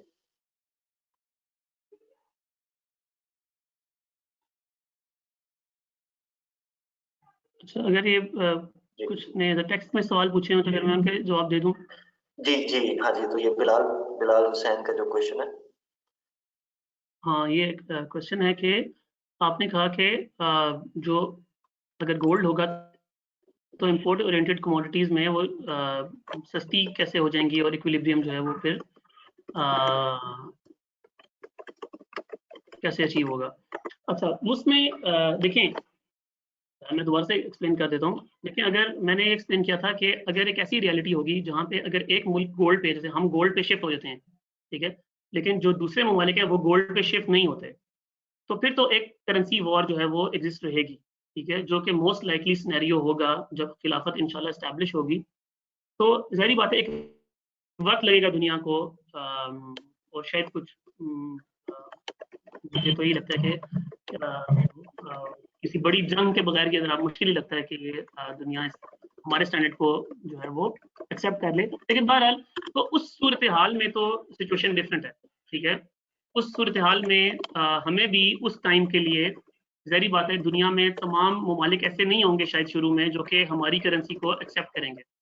तो हमें उस टाइम के लिए किसी भी करेंसी को यूज़ करना होगा, चाहे वो डॉलर है या कोई भी है, ठीक है, और हम उसको भी इस्तेमाल करेंगे इंटरनेशनल अपनी चीज़ों को खरीद फरोख्त करने के लिए अपनी करेंसी के एक्सचेंज रेट के लिहाज से। लेकिन मैं बात ही कर रहा था कि जब एक पूरा यानी कि रीजन जो है वो गोल्ड पे चला जाएगा, तो उस वक्त गोल्ड का ये नेचुरल इम्पैक्ट है। और वो कैसे, वो ऐसे है, देखें मिसाल के तौर के ऊपर हमारे मुल्क में जो हमारे मुल्क में चीज़ें जो हैं वो एक खास एक्सचेंज रेट के साथ जो है वो चल रही हैं, ठीक है। तो होगा ये कि अगर हम कोई चीज़ इंपोर्ट कर रहे हैं कहीं और से,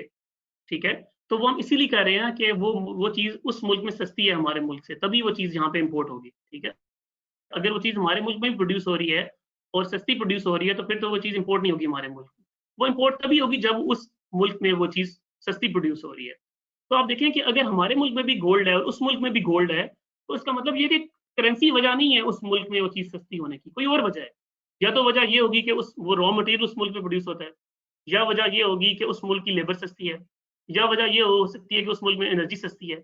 तभी तो उस मुल्क में चीज़ें सस्ती प्रोड्यूस हो रही हैं, क्योंकि करेंसी तो दोनों की गोल्ड के ऊपर है। तो जो भी वजह है, इर्रिस्पेक्टिव ऑफ दैट, अगर उस मुल्क में चीज़ें सस्ती हैं और आपके मुल्क में चीज़ें महंगी हैं, तो वो चीज़ आपके मुल्क में इंपोर्ट होगी। जब वो चीज़ इंपोर्ट होगी तो गोल्ड बाहर चला जाएगा। अब गोल्ड पे करेंगे उनको उसके अगेंस्ट, क्योंकि हमारी करेंसी गोल्ड है। तो जब गोल्ड बाहर चला जाएगा तो गोल्ड कम हो जाएगा। तो जब गोल्ड कम हो जाएगा और कमोडिटीज एंड सर्विसेज यानी कि मार्केट उतनी ही रहेगी, तो चीज़ों की यानी कि डिफ्लेशन हो जाएगी, चीज़ें सस्ती हो जाएंगी, ठीक है। तो जब चीज़ें सस्ती हो जाएंगी और करेंसी स्ट्रांग हो जाएगी, तो जिस वजह से आपने पहले चीज़ मंगाई थी कि वहाँ की चीज़ सस्ती थी, तो नेचुरली एक इक्विलिब्रियम वापस एक इक्विलिब्रियम की तरफ चला जाएगा। अच्छा देखिए, ये जो इक्विलिब्रियम है, ये क्योंकि मार्केट एक खास बिजनेस साइकिल से ऑपरेट करती है, तो ये इक्विलिब्रियम एक दो दिनों में नहीं अचीव होगा। It will take some time, market उसको रिस्पॉन्ड करेगी एक टाइम के बाद, ठीक है। लेकिन जब मार्केट उसको रिस्पॉन्ड करेगी तो वो इंपोर्ट जो है वो बंद, लाइक वो चीज़ सस्ती होने की वजह से वो इंपोर्ट बंद हो जाएगी। लेकिन ये तब बात है अगर एक नेचुरली तमाम ममालिक गोल्ड स्टैंडर्ड के ऊपर ऑपरेट कर रहे हैं। लेकिन तो एक पॉइंट ये हो गया। लेकिन आप ये देखें, गोल्ड होने के बावजूद एक ऐसा है जो कि नेट इंपोर्टर है, ठीक है, यानी कि वो जितनी चीजें एक्सपोर्ट करता है उससे ज्यादा इंपोर्ट करता है। तो वो ये जो मॉडल है, ये मॉडल चल नहीं सकता, ठीक है, आप सोचें ना ये मॉडल कैसे चलेगा कि वो कुछ ऐसा कोई काम कर सकता है, लेकिन उसके पास तो करेंसी नहीं रहेगी, सोना ही नहीं रहेगा, सारा सोना तो बाहर चला जाएगा। तो वो ये इकोनॉमिक मॉडल चल नहीं सकता गोल्ड के साथ। तो उसको कोई किसी न किसी के थ्रू इस चीज को बैलेंस करना है, ठीक है। तो जब गोल्ड, इसीलिए जब गोल्ड स्टैंडर्ड हो, दुनिया नेचुरली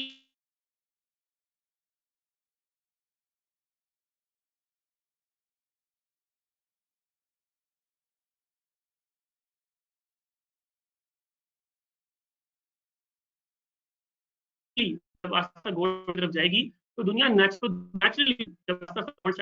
अपनी एक रियल इकोनॉमिक यानी कि रियल इकोनॉमीज की तरफ, ठीक है, यानी कि अपनी लोकल डिमांड को फुलफिल करेंगे अपनी लोकल सप्लाई से। हो सकता है कि कोई ये मिसाल के तौर पे सिलिकॉन चिप्स बनाता है, उसमें वो एक्सपर्ट है और पूरी दुनिया को बेचता है और वो इतनी इनकम जनरेट कर लेता है in terms of gold for example कि वो इंपोर्ट कर सकता है, तो ठीक है, वो नेट बैलेंस कर सकता है। लेकिन मैंने आपको एक्सप्लेन किया था कि इस्लाम की ये पॉलिसी नहीं है, इस्लाम की इकोनॉमिक मैनेजमेंट की पॉलिसी ये नहीं है कि आप कुछ चीजें एक्सपोर्ट करें और बाकी चीजें इंपोर्ट करें, क्योंकि ये दोनों चीजें बहरहाल आपको दूसरों पर डिपेंडेंट बनाती हैं। और चूंकि मुसलमान इस्लाम की ये पॉलिसी नहीं है कि आप इस्लाम का ये तसव्वुर नहीं है कि दुनिया में हमने अपनी बाउंड्री के अंदर हमेशा के हमेशा रहना है, बल्कि हम दुनिया में हमेशा हमारे दोस्त और दुश्मन होंगे। तो हम ये पॉलिसी नहीं अडॉप्ट कर सकते कि हम अपनी इकोनॉमी के लिए किसी पे डिपेंडेंट है। मिसाल के तौर के ऊपर अगर हम एक्सपोर्ट कर रहे हैं अमेरिका को या एक्सपोर्ट कर रहे हैं इंडिया को, तो अगर इंडिया बंद कर दे उस एक्सपोर्ट को तो हमारी तो इकोनॉमी कोलैप्स हो जाएगी। तो हम अपनी इकोनॉमिक जो बेस है उसको इस बुनियाद पे नहीं बना सकते, ना तो एक्सपोर्ट ओरिएंटेड बना सकते हैं, ना इंपोर्ट डिपेंडेंट बना सकते हैं। तो इसलिए नेचुरल है कोई भी रियासत जो आइडियोलॉजिकल नजरियाती रियासत हो और एक एजेंडा रखती हो दुनिया में, जिस तरह की इस्लामी रियासत है, कि वो अपने आप को ना तो एक्सपोर्ट ओरिएंटेड इकोनॉमी डेवलप करे, ना इंपोर्ट डिपेंडेंट इकोनॉमी डेवलप करे, बल्कि अपनी लोकल मार्केट को मद्देनजर रखते हुए अपनी सप्लाई चेन पूरी बिल्ड करे, एग्रीकल्चर में, इंडस्ट्री में और ट्रेड में। हाँ, ये जरूर है कि इंशाल्लाह जिस तरह अगर आप इस्लामी दुनिया को ऑब्जर्व करें तो इंशाल्लाह हमें ये नजर आता है कि बहुत कम अरसे में मुसलमान इस काबिल हो सकते हैं कि वो उनके पास ऐसी कमोडिटीज एग्जिस्ट करती हैं जिसको वो एक्सपोर्ट करके इंशाल्लाह सोना भी वापस ला सकते हैं, भी बिल्ड कर सकते हैं। जैसे ऑयल है फॉर एग्जांपल, जितना भी ऑयल फ्यूचर में ऑयल की डिमांड जितनी भी रहनी है, ठीक है, दुनिया ऑल्टरनेट एनर्जी की तरफ जा रही है, लेकिन ऑयल फिर भी सबसे बड़ी कमोडिटी आज भी ट्रेडिंग। तो और मुसलमान उसको ओन करते हैं सबसे ज्यादा प्रॉब्ली, ठीक है। तो उसके थ्रू हम एक इकोनॉमिक पॉलिसी बना के गोल्ड रिजर्व्स बिल्ड करने की पॉलिसी डेवलप कर सकते हैं इन मीडियम टर्म इंशाल्लाह। जी जज़ाकल्लाह खैर। अच्छा, ये लर्नर का क्वेश्चन है, is in the system still is gold based? जी मैंने पढ़ लिया क्वेश्चन। आप पूछ रहे हैं कि अगर अभी भी तो एक अगर अभी गवर्नमेंट डिसिप्लिन नहीं रखती तो बाद में कैसे करेगी गोल्ड में। अच्छा, मैं आपको थोड़ा सा इसको भी एक्सप्लेन कर देता हूँ। देखिए, जब मैंने एक्सप्लेन किया था कि करंट सिस्टम के अंदर जो आपका सेंट्रल बैंक है वो रिस्पॉन्सिबल होता है मनी प्रिंटिंग को और मनी सप्लाई को इंश्योर करने के लिए। तो देखिए, जो गोरे ने निज़ाम बनाया है, लाइक जो लिबरल वेस्टर्न थिंकर्स ने निज़ाम बनाया है, उसमें इन्होंने इसको कैसे कवर किया है, इस रिस्क को। उन्होंने कहा है कि यार पहली बात ये है कि जो सेंट्रल बैंक है वो गवर्नमेंट के अंडर नहीं है। सेंट्रल बैंक कहने को एक आज़ाद इदारा है, ठीक है, और उसने गवर्नमेंट के कहने पे मनी सप्लाई नहीं इंश्योर करनी, बल्कि अपनी एक इकोनॉमिक पॉलिसी के थ्रू इंश्योर करनी है। तो एक तो ये है कि दूसरा, आपको पता है, आप आज भी असद उमर या इमरान खान साहब ये कहते हैं कि यार जब डॉलर और रुपए का प्रॉब्लम हुआ तो उन्होंने ये कहा ना कि यार देखिए वो तो स्टेट बैंक ने किया, हम क्या करें। तो यानी कि टेक्निकली स्पीकिंग स्टेट बैंक एक अलग इदारा है। दूसरी बात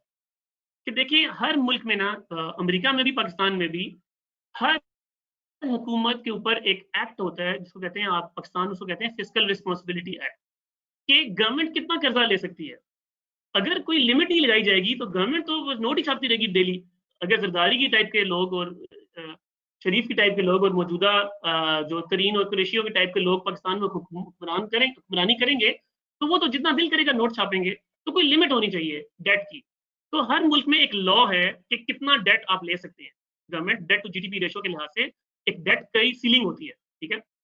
अमेरिका में भी थी बहरहाल ये सीलिंग, जो कि कुछ अर्सा कबल ओबामा के टाइम के अंदर वो सीलिंग खत्म कर दी गई थी कि कोई लिमिट नहीं, आप जितना मर्जी कर्जा ले हुकूमत। पाकिस्तान में है एक लिमिट, लेकिन तो कहने को इस निज़ाम में भी उन्होंने किसी तरीकों से इसको कंट्रोल किया है। लेकिन वही वाली बात है, जिसने लिमिट बनाई है वो इंसान ही है ना। तो वो उस लिमिट को किसी भी टाइम चेंज कर सकते हैं। अमेरिका में जब ये इशू हुआ कि अमेरिका का डेट उस लिमिट के ऊपर पहुंच गया तो गवर्नमेंट और डेट नहीं ले सकती थी, तो वो कांग्रेस बैठी, उन्होंने बिल पास कर दिया, अच्छा जी वो सीलिंग को बढ़ा दो, ठीक है। अच्छा, तो इस सिस्टम में तो ये ऐसे होता है। इस्लाम ने, देखें ये कैसे होगा, ये ऐसे होगा, नंबर वन कि ये लीगली यानी कि शरी तौर पे पाबंद कर दिया ना गवर्नमेंट को, ये एक हुक्म शरी है। जिस तरह से इस्लाम में हुक्मरान जो जितने मर्जी बुरे हालात हो जाए सूद का इजरा नहीं कर सकता, वो ये नहीं कह सकता कि इतने बुरे हालात हो गए आज से हम सूद पे कर्जे लेंगे, ये अलाउड ही नहीं है, उसको चॉइस ही नहीं दी गई, ठीक है। ये एक वाज़े हुक्म है जिसकी कोई इजाजत नहीं है खलीफा को। इसी तरह से ये भी एक हुक्म शरी है कि रियासत जितना सोना उसके पास है उससे ज्यादा करेंसी नहीं छाप सकती। तो एक तो ये शरी हुक्म है जो कि एक लॉ की सूरत में ऑब्वियसली इस्लामी रियासत में होगा, जो कि पनिशेबल लॉ है। लाइक जो हुक्मरान है वो ये नहीं कर सकता, अगर वो ये करेगा तो उसके खिलाफ केस होगा, उसके खिलाफ आवाज उठेगी, उसको कंडेम किया जाएगा, उसके खिलाफ एक रेजिस्टेंस होगी। अच्छा, दूसरी बात मैंने आपको ये इसीलिए एक तो ये बात होगी, ठीक है, टेक्निकली स्पीकिंग या लीगली स्पीकिंग। दूसरी बात ये होगी कि मैंने आपको ये कहा था कि इस्लामी रियासत के अंदर ये कानून होगा कि जो एक्सचेंज है नोट की गोल्ड के बदले, ये फ्री होनी चाहिए, ठीक है। ये फ्री इसीलिए होनी चाहिए ताकि गवर्नमेंट के ऊपर ये प्रेशर रहे कि यार किसी भी टाइम असल में लोग ये चीज वापस ले सकते हैं। इसका मैंने आपको एक्सप्लेन किया था कि जब वर्ल्ड वॉर 1 और वर्ल्ड वॉर 2 के दरमियान का टाइम था, जब लोग एक्सचेंज कर सकते थे गोल्ड को के बदले, तो यूरोपियन गवर्नमेंट ने क्या किया, जब उनको नजर आया कि यार डॉलर की गोल्ड की डिमांड बढ़ रही है, तो उन्होंने लॉ पास करके उसको बंद कर दिया कि नहीं सिचुएशन ऐसी है कि अब नहीं ले सकते आप। तो और उसको मैनेज करके उन्होंने बैक से अपनी मनी प्रिंटिंग के थ्रू अपनी जो नीड थी उसको फुलफिल किया। तो अगर इस्लामी रियासत में कानून होगा कि नहीं आप ये ओपन है, ठीक है, कि गवर्नमेंट को कोई भी बंदा नोट के बदले गोल्ड जो है वो ले सकता है, तो अगर गवर्नमेंट फिर भी करेगी, ठीक है, तो मार्केट को वो सिग्नल फौरन से लाइक एक टाइम के बाद मार्केट में सिग्नल आ जाएगा कि गोल्ड की जो सप्लाई है इन टर्म्स ऑफ करेंसी वो क्या है। तो इस पॉलिसी के जरिए वो हम इसकी ओपननेस को बरकरार रखे, ये इंश्योर कर सकते हैं कि इस्लामी हुकूमत ना करे। और बाकी क्योंकि इस्लामी रियासत में कानून होगा, तो अगर खलीफा ये करेगा या रियासत ये करेगी तो ये एक पनिशेबल ऑफेंस है, ठीक है, ये क्राइम है जो कि रियासत के हुक्मरानों ने किया है, और उनको अकाउंट किया जा सकता है, अदालत में लेके जाया जा सकता है, काजी के पास जाया जा सकता है,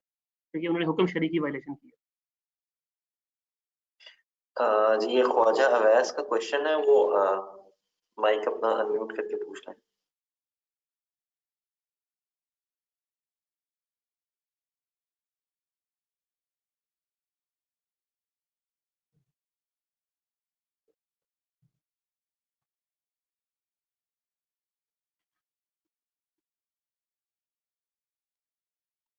अच्छा, ये एक कुछ और सवाल है शहजाद भाई, मैं उनके जी आप वो कर लें जब तक ख्वाजा विंडो में। अवैस। अच्छा, ये है कि एक भाई ने सवाल पूछा है कि जो अभी पीकेआर हैं रुपया है उनका क्या होगा, और वो कि ये जो ट्रांजिशन होगी उसको कैसे मैनेज जो है वो किया जाएगा। मैं देख रहा हूँ कि और सवाल शायद इससे कनेक्टेड ना हो, ठीक है। अच्छा, इसमें मैं इसको थोड़ा सा भी एक्सप्लेन कर देता हूँ, और इसकी भी तफसीलात हैं इसकी, इंशाल्लाह कभी डिटेल में बाद में भी कर सकते हैं। मेनली ऐसे होगा, देखें कि जब आपने आज ये फैसला किया कि हमने इसको ये काम करना है क्योंकि ये हुक्म शरी है और ये होगा, इसको कोई चॉइस नहीं है, ठीक है। अब आपने ये सोचना है, और देखिए, और ये अप्रोच है मुसलमानों की अप्रोच डिफरेंट है, ठीक है, और ये जो मौजूदा हमारे रूलर्स हैं उनसे, मुसलमानों की अप्रोच पॉलिसी के बारे में ये है कि अल्लाह ताला ने एक हुक्म बता दिया कि ये करना ऐसे ही है, इसको कैसे एग्जीक्यूट कैसे करना है, इसको ये तो हुक्म है, इसकी तो पाबंदी करनी है, ठीक है। ये ऐसे ही है कि जब जुमा अदा करना है तो जुमा अदा करना है, ठीक है। अब सोचना ये है कि यार हालात ऐसे हो गए तो अब कैसे अदा करना है, ठीक है, उसकी क्या तैयारी करनी है, क्या रिक्वायरमेंट है उसकी। तो जब ये फैसला हो गया कि यार करेंसी तो भाई सोना ही होगी, ठीक है, तो हाँ, अब ये है कि फिर इसको एग्जीक्यूट कैसे किया जाएगा। देखिए, एग्जीक्यूट करने में सबसे पहली पॉइंट तो ये है कि इवेंचुअली लाइक हम खिलाफत के एस्टैब्लिश होने के कुछ अरसे के बाद ही हमने नई करेंसी जो है वो जारी करनी है, ठीक है। लेकिन ऑब्वियसली नई करेंसी को जारी करना एक सेकंड का काम तो नहीं है, ठीक है, it will take some time, उसकी प्रिंटिंग होगी, उसकी एक पूरा एक प्रोसेस है कि दूसरी करेंसी वापस आएगी, नई करेंसी जाएगी। तो शुरू में होगा ये कि जो करेंसी मार्केट में एग्जिस्टिंग चल रही है उसी को आपको सोने के साथ लिंक करके एक एक्सचेंज रेट एस्टैब्लिश करना होगा। और जैसे ही खिलाफत एस्टैब्लिश होगी तो जो भी करेंसी मार्केट में चल रही है उसको दिनार और दिरहम के साथ इक्वेट करके उसकी इक्वेशन डिफाइन करके और उसके साथ सोने का जो एक्सचेंज रेट है उसको डिफाइन करके उस करेंसी को इस सर्कुलेशन को जिस सर्कुलेशन में भी वो चल रही है उस सर्कुलेशन में एस्टैब्लिश कर दिया जाएगा। तो अब डेफिनेटली ये काम करने से एक फर्स्ट टाइम यानी कि फर्स्ट टाइम एक चीजें रीडिफाइन होगी, ठीक है, चीजों की वैल्यू रीडिफाइन होगी। और चूंकि आप देखें, आप ये भी सोचें कि ये जो करेंसी की जो चेंज है इस्लाम में, ये सिर्फ एक चेंज तो नहीं की जा रही इकोनॉमिक एंड फाइनेंशियल मॉडल में, ठीक है। हम तो इंटरेस्ट को बंद करने की बात भी कर रहे हैं, ठीक है। हम तो ये कह रहे हैं कि जो बैंकिंग सेक्टर है पूरा, जो इंटरेस्ट के ऊपर क्रेडिट बिजनेस साइकिल को दे रहा है, हम तो उसको भी बंद करके एक नया निजाम लेकर आएंगे। हम साथ ये भी कह रहे हैं कि हम जो आपकी पूरी फाइनेंशियल मार्केट्स हैं, जो डेट की मार्केट है और जो इक्विटी की मार्केट है स्टॉक की, हम तो उसको भी चेंज करने की बात कर रहे हैं। तो उसके लिए भी हम एक नया निजाम जो है वो लेकर आएंगे। और साथ साथ हम ये भी कह रहे हैं, हम तो कर्जों की भी पॉलिसी के बारे में एक नई बात कह रहे हैं, और हम तो रेवेन्यू कलेक्शन की भी एक नई पॉलिसी लेकर आ रहे हैं। तो जब आप इस सारे को इकट्ठा करके के देखते हैं तो इनिशियली हम करेंगे ऐसे ही, मोस्ट लाइकली ऐसे ही होगा, बाकी तो अलग जानते हैं, जब ये वक्त आएगा तो पता चलेगा कि जो भी करेंसी है पीकेआर है उसको डॉलर और दिनार से लिंक करके एक वैल्यू डिफाइन करके उसकी सर्कुलेशन को इनिशिएट किया जाएगा। और फिर आस्ता आस्ता से जो दूसरी करेंसी है उसको जो है इस करेंसी से रिप्लेस किया जाएगा। और ऑब्वियसली इसको करने में और भी बहुत सारे इसके एस्पेक्ट्स हैं टेक्निकल के, कैसे जारी होगी, वैल्यू कैसे डिफाइन होगी, वो इंशाल्लाह तफसीलात हैं, हम कभी डिस्कस कर सकते हैं।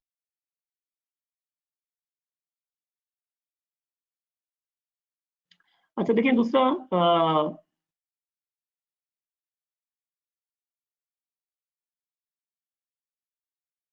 देखिए दूसरा एक और सवाल भाई ने किया हुआ है कि अगर दुनिया जो है वो आपसे ना ट्रेड करना चाहे आपकी करेंसी के अंदर, तो आप जो है फिर वो ऑब्वियसली अगर वो हमें गोल्ड में नहीं ट्रेड करना चाहते हैं हमारे साथ, तो फिर हम क्या करेंगे। देखिए पहली बात है, इसमें भी दो एस्पेक्ट हैं, मैं इसको दो तरह से देखता हूँ। एक ये है कि देखें, हमने तो ये फैसला कर लिया कि हम गोल्ड के ऊपर चलेंगे, क्योंकि ये हमने कोई अपनी अकल से कैलकुलेशन करके तो फैसला किया नहीं। हमने तो ये फैसला किया हुक्म शरी की बुनियाद के ऊपर, अल्लाह के हुक्म की बुनियाद पर फैसला किया कि अल्लाह ने क्या यही करना है। तो हमने अब सोचना ये है कि हाँ ठीक है, अब अगर वो ममालिक जो कि हमारे साथ ट्रेड फिर हम कैसे इंश्योर करें, ठीक है। और देखिए इसमें फिर एक पॉलिटिक्स का एस्पेक्ट आ जाता है पूरा का पूरा, ठीक है। आपको ये देखना होगा कि आपने, जरा मैंने पहले कहा था कि आपको ये इंश्योर करना है एज सून एज पॉसिबल कि आपने, और ये प्रॉब्ली हो भी जाएगा बहुत टाइम कम अरसे में, कि आप इंपोर्ट डिपेंडेंट जो है वो, पहले तो आपने ये अपना ये इंश्योर करना है कि आप जो इंपोर्ट डिपेंडेंट इंडस्ट्री है उसकी इफेक्टिवली क्या पॉलिसी बनानी है कि उस फैक्टर को जो है आप एलिमिनेट करें या कम करें, उसको अपनी गोल्ड डिपेंडेंसी जो है भी उसको ना डिप्लीट हो। दूसरी बात देखिए, जब कहते हैं ना कि दुनिया आपसे गोल्ड में क्यों डील करेगी, देखिए फिर तो वो तो ट्रेड की बात है ना। बात ये है कि दुनिया आज भी आपसे क्यों डील करती है। देखिए दुनिया आज भी आपसे डील तभी करती है जब दुनिया को आपकी जरूरत होती है। दुनिया में जिसकी आपको जरूरत, आपको अगर दुनिया की जरूरत नहीं है तो दुनिया आपको टिश्यू पेपर भी नहीं समझती, ठीक है। और अगर हम दुनिया में, हम 2 मिनट के लिए ये टीवी और इसकी दुनिया से जरा बाहर निकलें और ये झूठ की दुनिया से, हकीकत दुनिया की आज भी यही है, ठीक है। आज अगर हम ये समझते हैं कि हमें दुनिया पे बहुत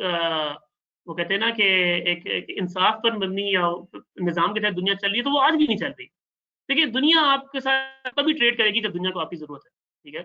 तो अब ये आपके ऊपर मुनहसिर है कि आपने एक ऐसी इकोनॉमिक पॉलिसी बनानी है, नंबर 1, कि वो आप दूसरों पर डिपेंड ना हो।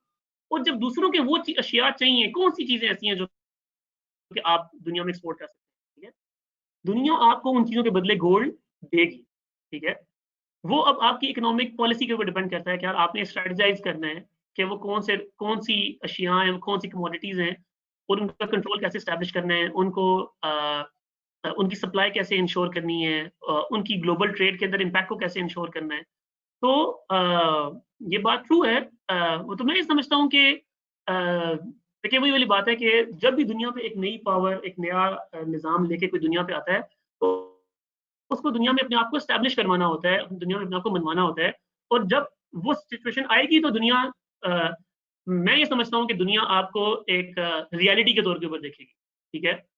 अब कोई इस पर डिबेट कर सकता है कि ये चीज पहले दिन होगी या ये चीज साल बाद होगी, लेकिन मैं समझता हूँ कि आप दुनिया के लिए एक रियलिटी ही होंगे। ठीक है, जब आप पावर में आ जाएंगे, जब इस्लाम इंशाल्लाह एस्टैब्लिश हो जाएगा, तो वो एक हकीकत होगा दुनिया के लिए कि दुनिया को उससे डील करना है। ठीक है, हाँ, फिर हम भी फैसला करेंगे, दुनिया भी फैसला करेगी कि किसने किससे किन टर्म्स के ऊपर डील करना है। लेकिन मजबूरी तौर पर जब मैं पूरी मुस्लिम दुनिया को एज ए ब्लॉक देखता हूँ, और मैं पूरी मुस्लिम दुनिया की बात भी नहीं कर रहा, मैं पाकिस्तान के इर्द गिर्द के ममालिक की बात कर रहा हूँ, 8 से 10 ममालिक की। तो अगर आप एक ब्लॉक की शक्ल इख्तियार कर लेते हैं, तो देन आप अपनी लोकल इकोनॉमी को भी चला सकते हैं और आस्ता आस्ता से ऐसी इकोनॉमिक पॉलिसी बना सकते हैं कि दुनिया को आपसे डील जो है वो करना पड़े, और वो आपकी टर्म्स पे भी करने को तैयार होंगे। आप सोचें कि वो ममालिक दुनिया के जो एनर्जी हंग्री हैं, चाइना है, इंडिया है, ठीक है, तो क्या चाइना और इंडिया ये चाहेंगे कि आपसे एक जंग करें, एनर्जी के ऊपर कब्जा करें आपके इलाके के ऊपर, या वो चाहेंगे कि यार नहीं ठीक है, अमेरिका आपसे जंग करना चाहे तो जंग करे, हम क्यों जंग करें, हम डील क्यों ना करें आपके साथ, ठीक है, हम वायदे क्यों ना करें, हम लड़ाई क्यों करें। ठीक है, तो डिपेंड करता है ये पॉलिसी के ऊपर कि आपने किस तरह से पॉलिसी को चलाना है। इन बार एज ए पॉलिसी हमारी ये पॉलिसी जरूर होगी कि हमने गोल्ड के रिजर्व बिल्ड करने हैं, गोल्ड अपने पास लेकर आना है।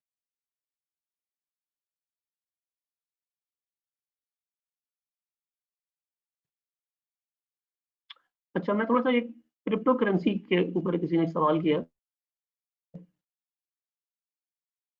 तो क्रिप्टो करेंसी के ऊपर सवाल किया कि क्रिप्टो करेंसीज का क्या रोल है।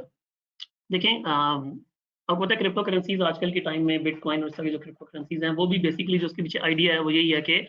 जो गवर्नमेंट कंट्रोल्ड करेंसी प्रिंटिंग है और करेंसी सप्लाई है, उसको बेसिकली चैलेंज किया जाए थ्रू नॉन गवर्नमेंट, लाइक जो गवर्नमेंट कंट्रोल नहीं कर रही और जो ब्लॉकचेन या डिफरेंट टेक्नोलॉजीज के ऊपर बेस्ड डिफरेंट वे है करेंसी को करने का। तो देखिए, क्रिप्टो करेंसी के बारे में जहाँ तक मैंने स्टडी किया है और उलमा से डिस्कशन की है, देखिए crypto currency from an Islamic perspective, ठीक है, कि करेंसी गवर्नमेंट इशू करती है, करेंसी की भी इशूइंग अथॉरिटी होनी चाहिए। ठीक है, तो एक है डिजिटल करेंसी की फॉर्म में करेंसी होना, जो कि आजकल क्रेडिट की फॉर्म में, या जो लाजमी नहीं है तमाम करेंसी जो है वो एक्चुअल नोट की फॉर्म में हो। तो इस्लामी रियासत में क्रिप्टो करेंसी का कॉन्सेप्ट नहीं होगा। हम सिर्फ और सिर्फ गोल्ड एंड सिल्वर की बुनियाद पर जारी करेंसी को ही इशू करेंगे, तो चाहे तो वो फिजिकल फॉर्म में है या डिजिटल फॉर्म के अंदर है। ठीक है, वो कम्प्लीटली करेंसी जो है वो गोल्ड एंड सिल्वर की बुनियाद के ऊपर ही होगी। और हमने यही इंश्योर करना है कि गोल्ड, देखिए हम मैनिपुलेशन नहीं करना चाहते करेंसी को, हम ये नहीं कह रहे कि हम करेंसी को मैनिपुलेट करें, हम तो सिंपल ये कह रहे हैं कि एक ऐसा निजाम होना चाहिए जो सबके लिए इंसाफ पर मबनी हो, जो कि बराबर हो सबके लिए, जिसमें कोई करेंसी को मैनिपुलेट ना कर सके। ठीक है, क्योंकि ये अल्लाह ताला ने कहा है, अल्लाह ताला ने जो निजाम का बारे में बताया वो ये है, जो है वो हमें कोई यानी कि अनड्यू एडवांटेज नहीं दे रहा। वो तो एक रियलिटी है, जिसके पास गोल्ड है उस बेसिस के ऊपर वो सिस्टम जो है वो चल रहा है। तो क्रिप्टो करेंसी के बारे में इस्लामिक पॉइंट ऑफ व्यू यही है कि वो खिलाफत में जा कोई क्रिप्टो करेंसी नहीं हो इशू होगी, और जो करेंसी भी होगी वो सोने और चांदी के ऊपर ही बैक्ड होगी। ये एक और भाई ने सवाल किया हुआ है कि ये मालूम करना था कि जब करेंसी ज़्यादा प्रोड्यूस करते हैं तो रेट्स कैसे इंक्रीज हो जाते हैं।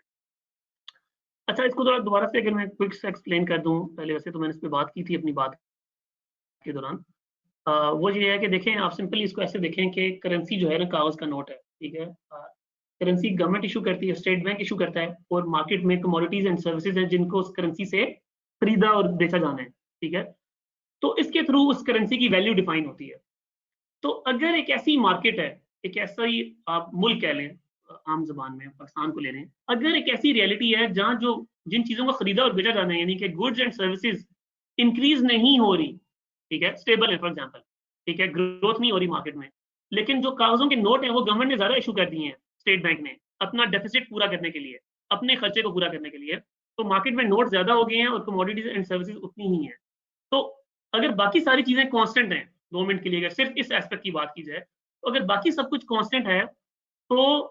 इस मनी सप्लाई के इंक्रीज होने से जो पैसा ज्यादा आ गया मार्केट में, तो उस नोट की वैल्यू, क्योंकि इंट्रिंसिक वैल्यू तो कोई नहीं है उसकी वैल्यू तो परचेसिंग पावर है, तो वो परचेसिंग पावर कम होगी है उसकी। ठीक है, तो अब वो जो पहले जा रही थी,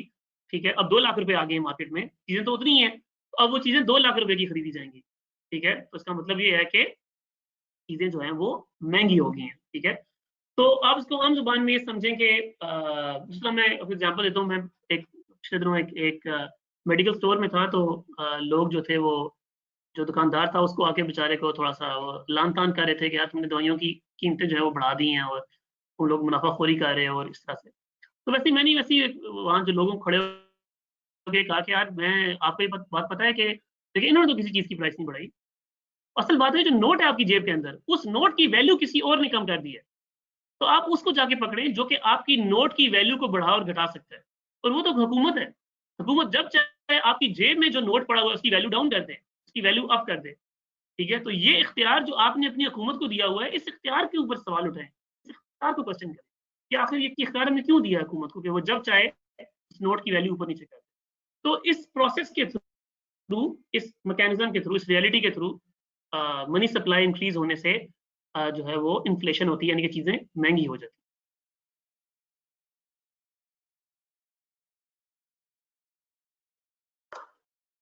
जी, अगर अभी ये सवाल नहीं है तो फिर जो अबू बकर भाई थे वो कमेंट देना चाहते थे। मोहम्मद अबू बकर।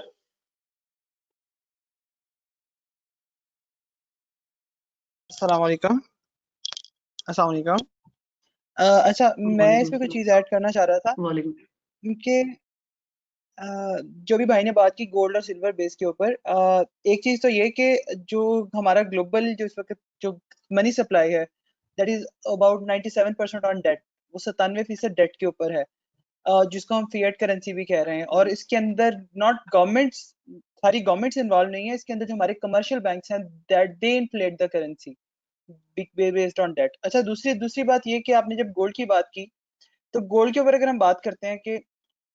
अगर हम इस पे कन्वर्ट कर देंगे करेंसी को, तो जो जितना इस वक्त ग्लोबली गोल्ड सप्लाई है, including USA, Germany, France, Italy, Russia, China, India, इन सब के ऊपर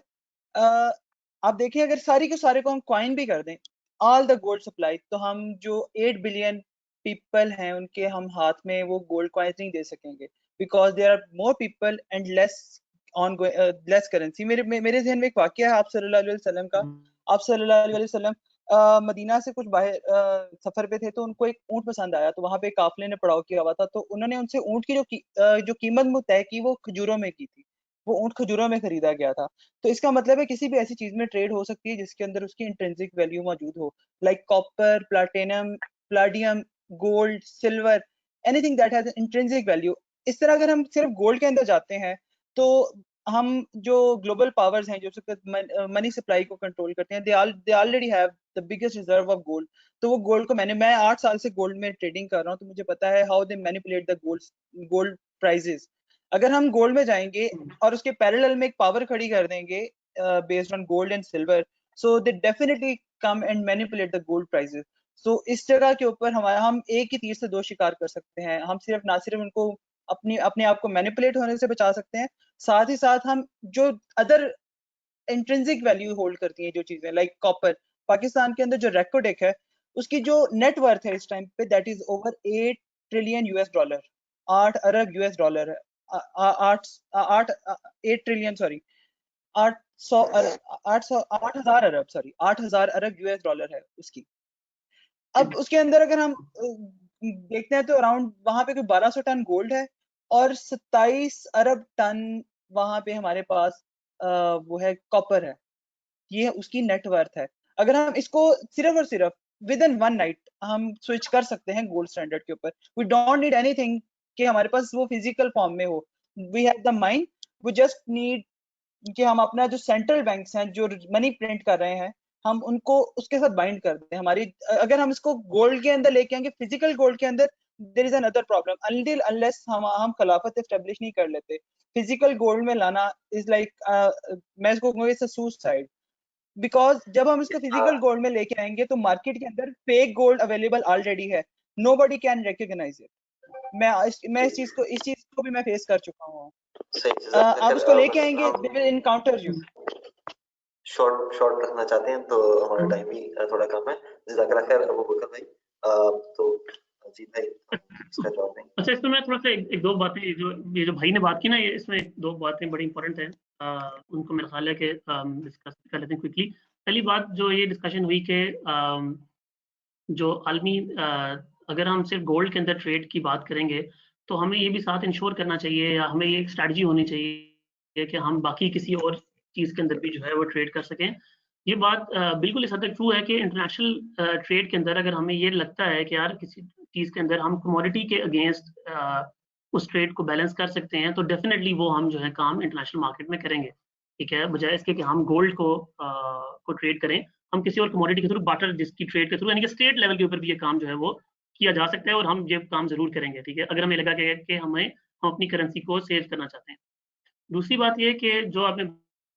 बात की कि हमारे पास हम सिर्फ गोल्ड की कॉइनेज तो हम इसीलिए इस्लामिक अगर आप मॉडल को स्टडी करें तो हमने कहा है गोल्ड एंड सिल्वर, ठीक है, पहली बात तो ये कि गोल्ड के साथ सिल्वर की जो भी एक अबंडेंस उसमें मौजूद है। लेकिन मैंने आपको शुरू में भी इसका बात की थी कि हाँ ये चैलेंज इस्लामी रियासत को होगा कि जो ट्रांजिशन है, this transition is not simple, ठीक है, ये इजी नहीं है, ये चैलेंजेस आएंगे आपके सामने। इस तरह आपने कहा कि जो गोल्ड की मार्केट को मैनिपुलेट भी करेंगे, और देखिए सिर्फ मैनिपुलेशन ये नहीं है, देखिए वो जब आप एक चैलेंज करेंगे इंटरनेशनल वर्ल्ड ऑर्डर को और आप एक नया वर्ल्ड ऑर्डर लेके आना चाह रहे हैं, और आप ये बात याद रखें, ये हम लोग इस बात को ज़हन से निकाल देते हैं तमाम लोग, इकोनॉमिक्स को हटा के देखें, जिस दुनिया की पावर ने मिडल ईस्ट और यूरेशिया को कंट्रोल किया वही दुनिया की सुपर पावर है, ठीक है। आज दुनिया के ऊपर अमेरिका, अगर अमेरिका मिडल ईस्ट और मुस्लिम दुनिया का कंट्रोल खत्म हो जाए अमेरिका बेशक चलता रहे, जो अपने कॉन्टिनेंट के अंदर चला जाए, अमेरिका दुनिया के ऊपर ये अपना कंट्रोल एस्टैब्लिश नहीं रख सकता, क्योंकि आपने भी कहा भाई ने कि वो तो डेट के ऊपर पूरा मॉडल चल रहा है, वो डेट की पूरी मार्केट है दुनिया में। अगर आप उस मार्केट को खत्म कर देंगे और आप एक नया प्लेयर आ गए हैं और आप ये कह रहे हैं कि ये जो डेट की मार्केट है ये खत्म करनी है, डेट की मार्केट, ये कोई मार्केट नहीं है, ठीक है। और तो जो पावर मिडल ईस्ट और यूरेशिया, ये जो पूरा रीजन है जो मुसलमान है प्राइमरीली, इस रीजन को कंट्रोल करेगा जिसका यहाँ पे, वही दुनिया की पावर है, ठीक है। अगर नंबर 1 नहीं तो वो दुनिया की आलमी ताकत है। तो हमें इसको इस अंदाज से सोचना चाहिए कि यार ये अल्लाह ताला ने अपॉर्चुनिटी हमें दी है, हमारे पास वो रिसोर्स भी मौजूद है, अगर हम एक पॉलिसी के तहत, ठीक है, उस एक ऐसी स्ट्रैटेजी बनाएं कि हमने अपने रिसोर्स को बजाय इसके कि हमारे रिसोर्स उन ममालिक के लिए इस्तेमाल हो। आप अभी देख लेना कि अमेरिका ने अपनी कंपनीज को बचाने के लिए, ट्रंप ने कल ये बताया है दुनिया को, ठीक है, कि शेल जो पूरी कंपनीज अमेरिका की जो ऑयल मार्केट है उसको बचाने के लिए सऊदी अरब के थ्रू, ठीक है, प्रेशराइज करवा के रशिया को सप्लाई कट की है, ठीक है। सप्लाई कट क्यों की है? ताकि ऑयल प्राइस जो है वो इंक्रीज हो। ऑयल की प्राइस इसलिए इंक्रीज हो ताकि अमेरिका की जो पूरी मार्केट है, पहली उनकी सिग्निफिकेंट मार्केट हिट हो रही है इस क्राइसिस में, तो अगर ऑयल पूरी सेक्टर भी हिट हो जाएगा तो अमेरिका की तो बहुत बड़ा नुकसान होना है। उस नुकसान को अमेरिका ने सऊदी अरब को इस्तेमाल करके पूरा किया है। तो इससे शो होता है कि यार एक्चुअली पावर का रियल जो रिसोर्स है वो कहाँ लाया करता है, वो तो हमारे पास है। तो हमारा रिसोर्स इस्तेमाल हुआ है अमेरिका की ऑयल सेक्टर को बचाने के लिए, ठीक है। तो आप सोचें कि जब वो रिसोर्स हमारे पास होगा और उन लोगों के हाथ में होगा इंशाल्लाह जो अल्लाह और उसके रसूल से मोहब्बत करते हैं और खुदा का खौफ रखते हैं, और उनमें ये अमेरिका और इनकी वो कहते हैं इनको बचाने के लिए वो अपने मुल्क की इकोनॉमीज नहीं चला रहे। तो आप सोचें कि यार आपके पास बहुत डिफरेंट किस्म की पावर एग्जिस्ट करती है जिसको यूज करके आप बहुत कुछ कर सकते हैं। तो जब आप उसको एक रीजनल पर्सपेक्टिव में देखता हूँ, मैं उसको इस रीजनल पर्सपेक्टिव में देखता हूँ, तो मुझे लग रहा था कि yes there are challenges but we can overcome those challenges. तो आपने रिकॉर्डिंग की बात की, बिल्कुल मुसलमानों के पास बहुत सारे ऐसे रिजर्व्स हैं जिन रिजर्व्स को आप यूज कर सकते हैं, यूटिलाइज कर सकते हैं, आपको पॉलिसी बनानी पड़ेगी, ठीक है। और अभी तो वो बिखरे हुए हैं और अभी तो वो एक्सप्लॉइट हो रहे हैं बाय फॉरेन कंपनीज और फॉरेन गवर्नमेंट्स, स्टेट्स, ठीक है, जिनको वो इस्तेमाल कर रही हैं, एक्सप्लॉइट कर रही हैं अपने आप को, यानी कि हमारे फायदे की बजाय किसी और को फायदा दे रहे हैं वो। तो जब इंशाल्लाह वो हमारे कंट्रोल में होंगे तो हम उनका भरपूर फायदा उठाएंगे इंशाल्लाह।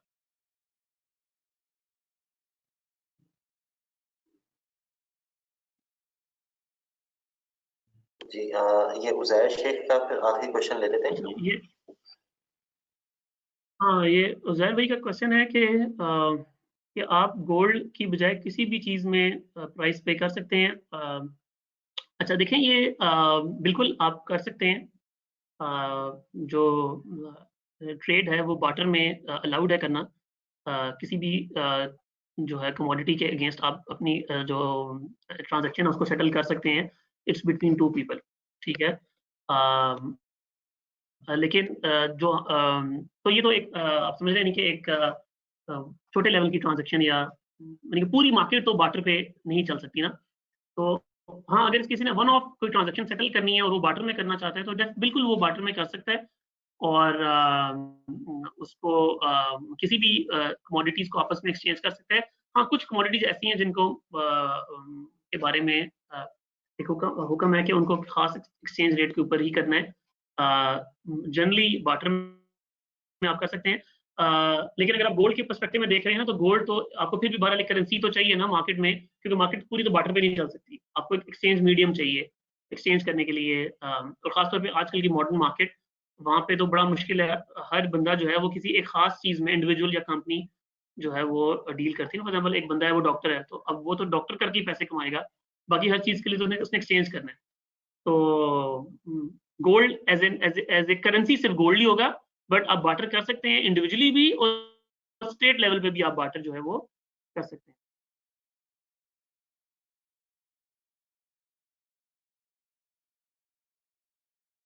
अच्छा, एक और भाई ने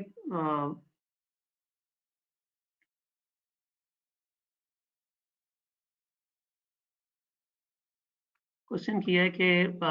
अगर सऊदी अरब ट्रेड ऑयल की जो है वो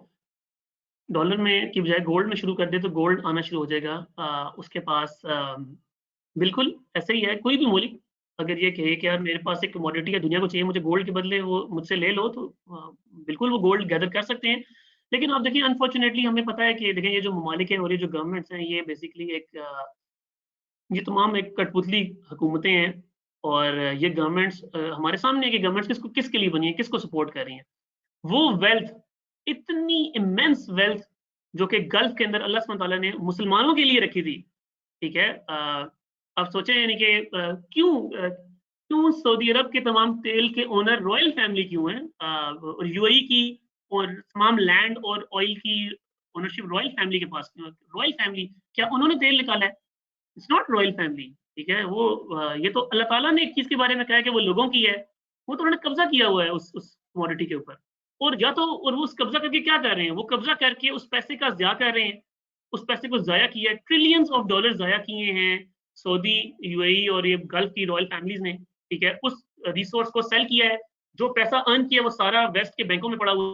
है, उन्हीं के बैंक्स को सपोर्ट करें, उन्हीं की कंपनियां खरीदते हैं, उन्हीं की सपोर्ट में हर चीज करते हैं, ठीक है। तो ये जो ट्रिलियंस ऑफ डॉलर्स की वेल्थ है, ऑनेस्टली ट्रिलियंस ऑफ डॉलर्स की वेल्थ जो गल्फ में एग्जिस्ट करती है, वो तो हमें पता है कि वो यूटिलाइज नहीं हो रही। तो इंशाल्लाह जब वो हुक्मरान आएंगे जो कि इस्लाम के अहकामात के जरिए हुक्मरानी करेंगे, तो वो इस वेल्थ को बचाएंगे, सेव करेंगे, और इस वेल्थ को, इसकी अर्निंग को मुसलमानों के ऊपर इस्तेमाल करेंगे इंशाल्लाह। तो डेफिनेटली ऑयल के बदले गोल्ड हम करेंगे मुतालबा, और एक पूरी पॉलिटिक्स भी करेंगे कि दुनिया को देना भी पड़े वो काम। और बहरहाल आप जैसा मैंने पहले कहा, मैं दोबारा ये बात कहूँगा कि देखें, गल्फ के ऊपर कंट्रोल जिसका स्टैब्लिश होगा, वही दुनिया की ग्लोबल करेंसी को जो है ना डोमिनेट करेगा। और जिस दिन इंशाल्लाह खिलाफत एक्सपैंड होके मिडल ईस्ट के ऊपर को जम कर लिया अपने साथ, डॉलर को अपनी दुनिया में अपनी सुपीरियरिटी स्टैब्लिश करना बहुत मुश्किल हो जाएगा, ठीक है। और हमें पता है कि यार इस टाइम पे जहाँ पहले ही एक्सट्रीम डेट के ऊपर पूरी की पूरी इकोनॉमीज चल रही हैं, बहुत बुरी पोजीशन में है उनकी गवर्नमेंट्स भी, लेकिन वो यही है, वो पॉलिटिक्स के थ्रू और दुनिया में अपने कंट्रोल के थ्रू उसको बेसिकली सपोर्ट कर लेते हैं, और इंशाल्लाह खिलाफत की सूरत में उनके पास ये काम करना मुमकिन जो है वो नहीं होगा। ये एक और भाई ने सवाल किया हुआ है कि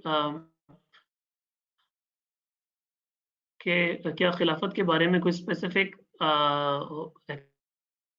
कुरान और सुन्नत में हैं जिनको हम उन लोगों तक पहुंचा सकते हैं, हुकूमत के ऐवानों तक। तो बिल्कुल हैं। ये इस्लाम एक कंप्लीट निज़ाम है। इस्लाम चंद अहकामात और की सिर्फ बात नहीं है, इस्लाम कंप्लीट गवर्नमेंट का जो करने का तरीकाकार है, इकोनॉमी फ्रॉम पॉलिटिक्स, अदालत कैसे चलनी है, एजुकेशन कैसे चलनी है, फॉरेन पॉलिसी कैसे चलनी है, ट्रेड कैसे होनी है, everything is part of Islam. Islam is complete.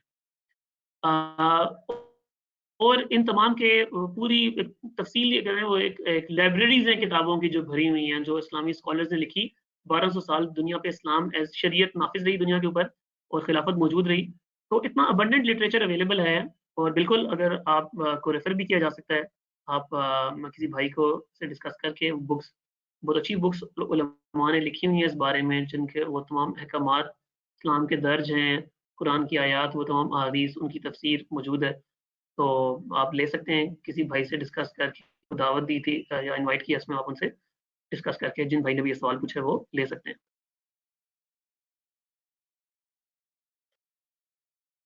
जी, अगर मजीद फिर कुछ सवाल नहीं तो हम इंशाल्लाह एंड करते हैं। जी, तो बस एक दफ़ा दोबारा से इंशाल्लाह ताला तो हम एक इकोनॉमी के हवाले से भी कुछ टॉक्स प्रेज़ेंट करते हैं, जैसे भाई ने आज भी टॉक के अंदर कुछ पॉइंटर्स दिए, तो हम इसी तरह से कुछ टॉपिक्स जो है वो हम कंटिन्यू करेंगे इंशाल्लाह। तो जज़ाकल्लाह खैर आप सबका जो इन्होंने जॉइन किया, और जज़ाकल्लाह भाई का जिन्होंने प्रेज़ेंट किया।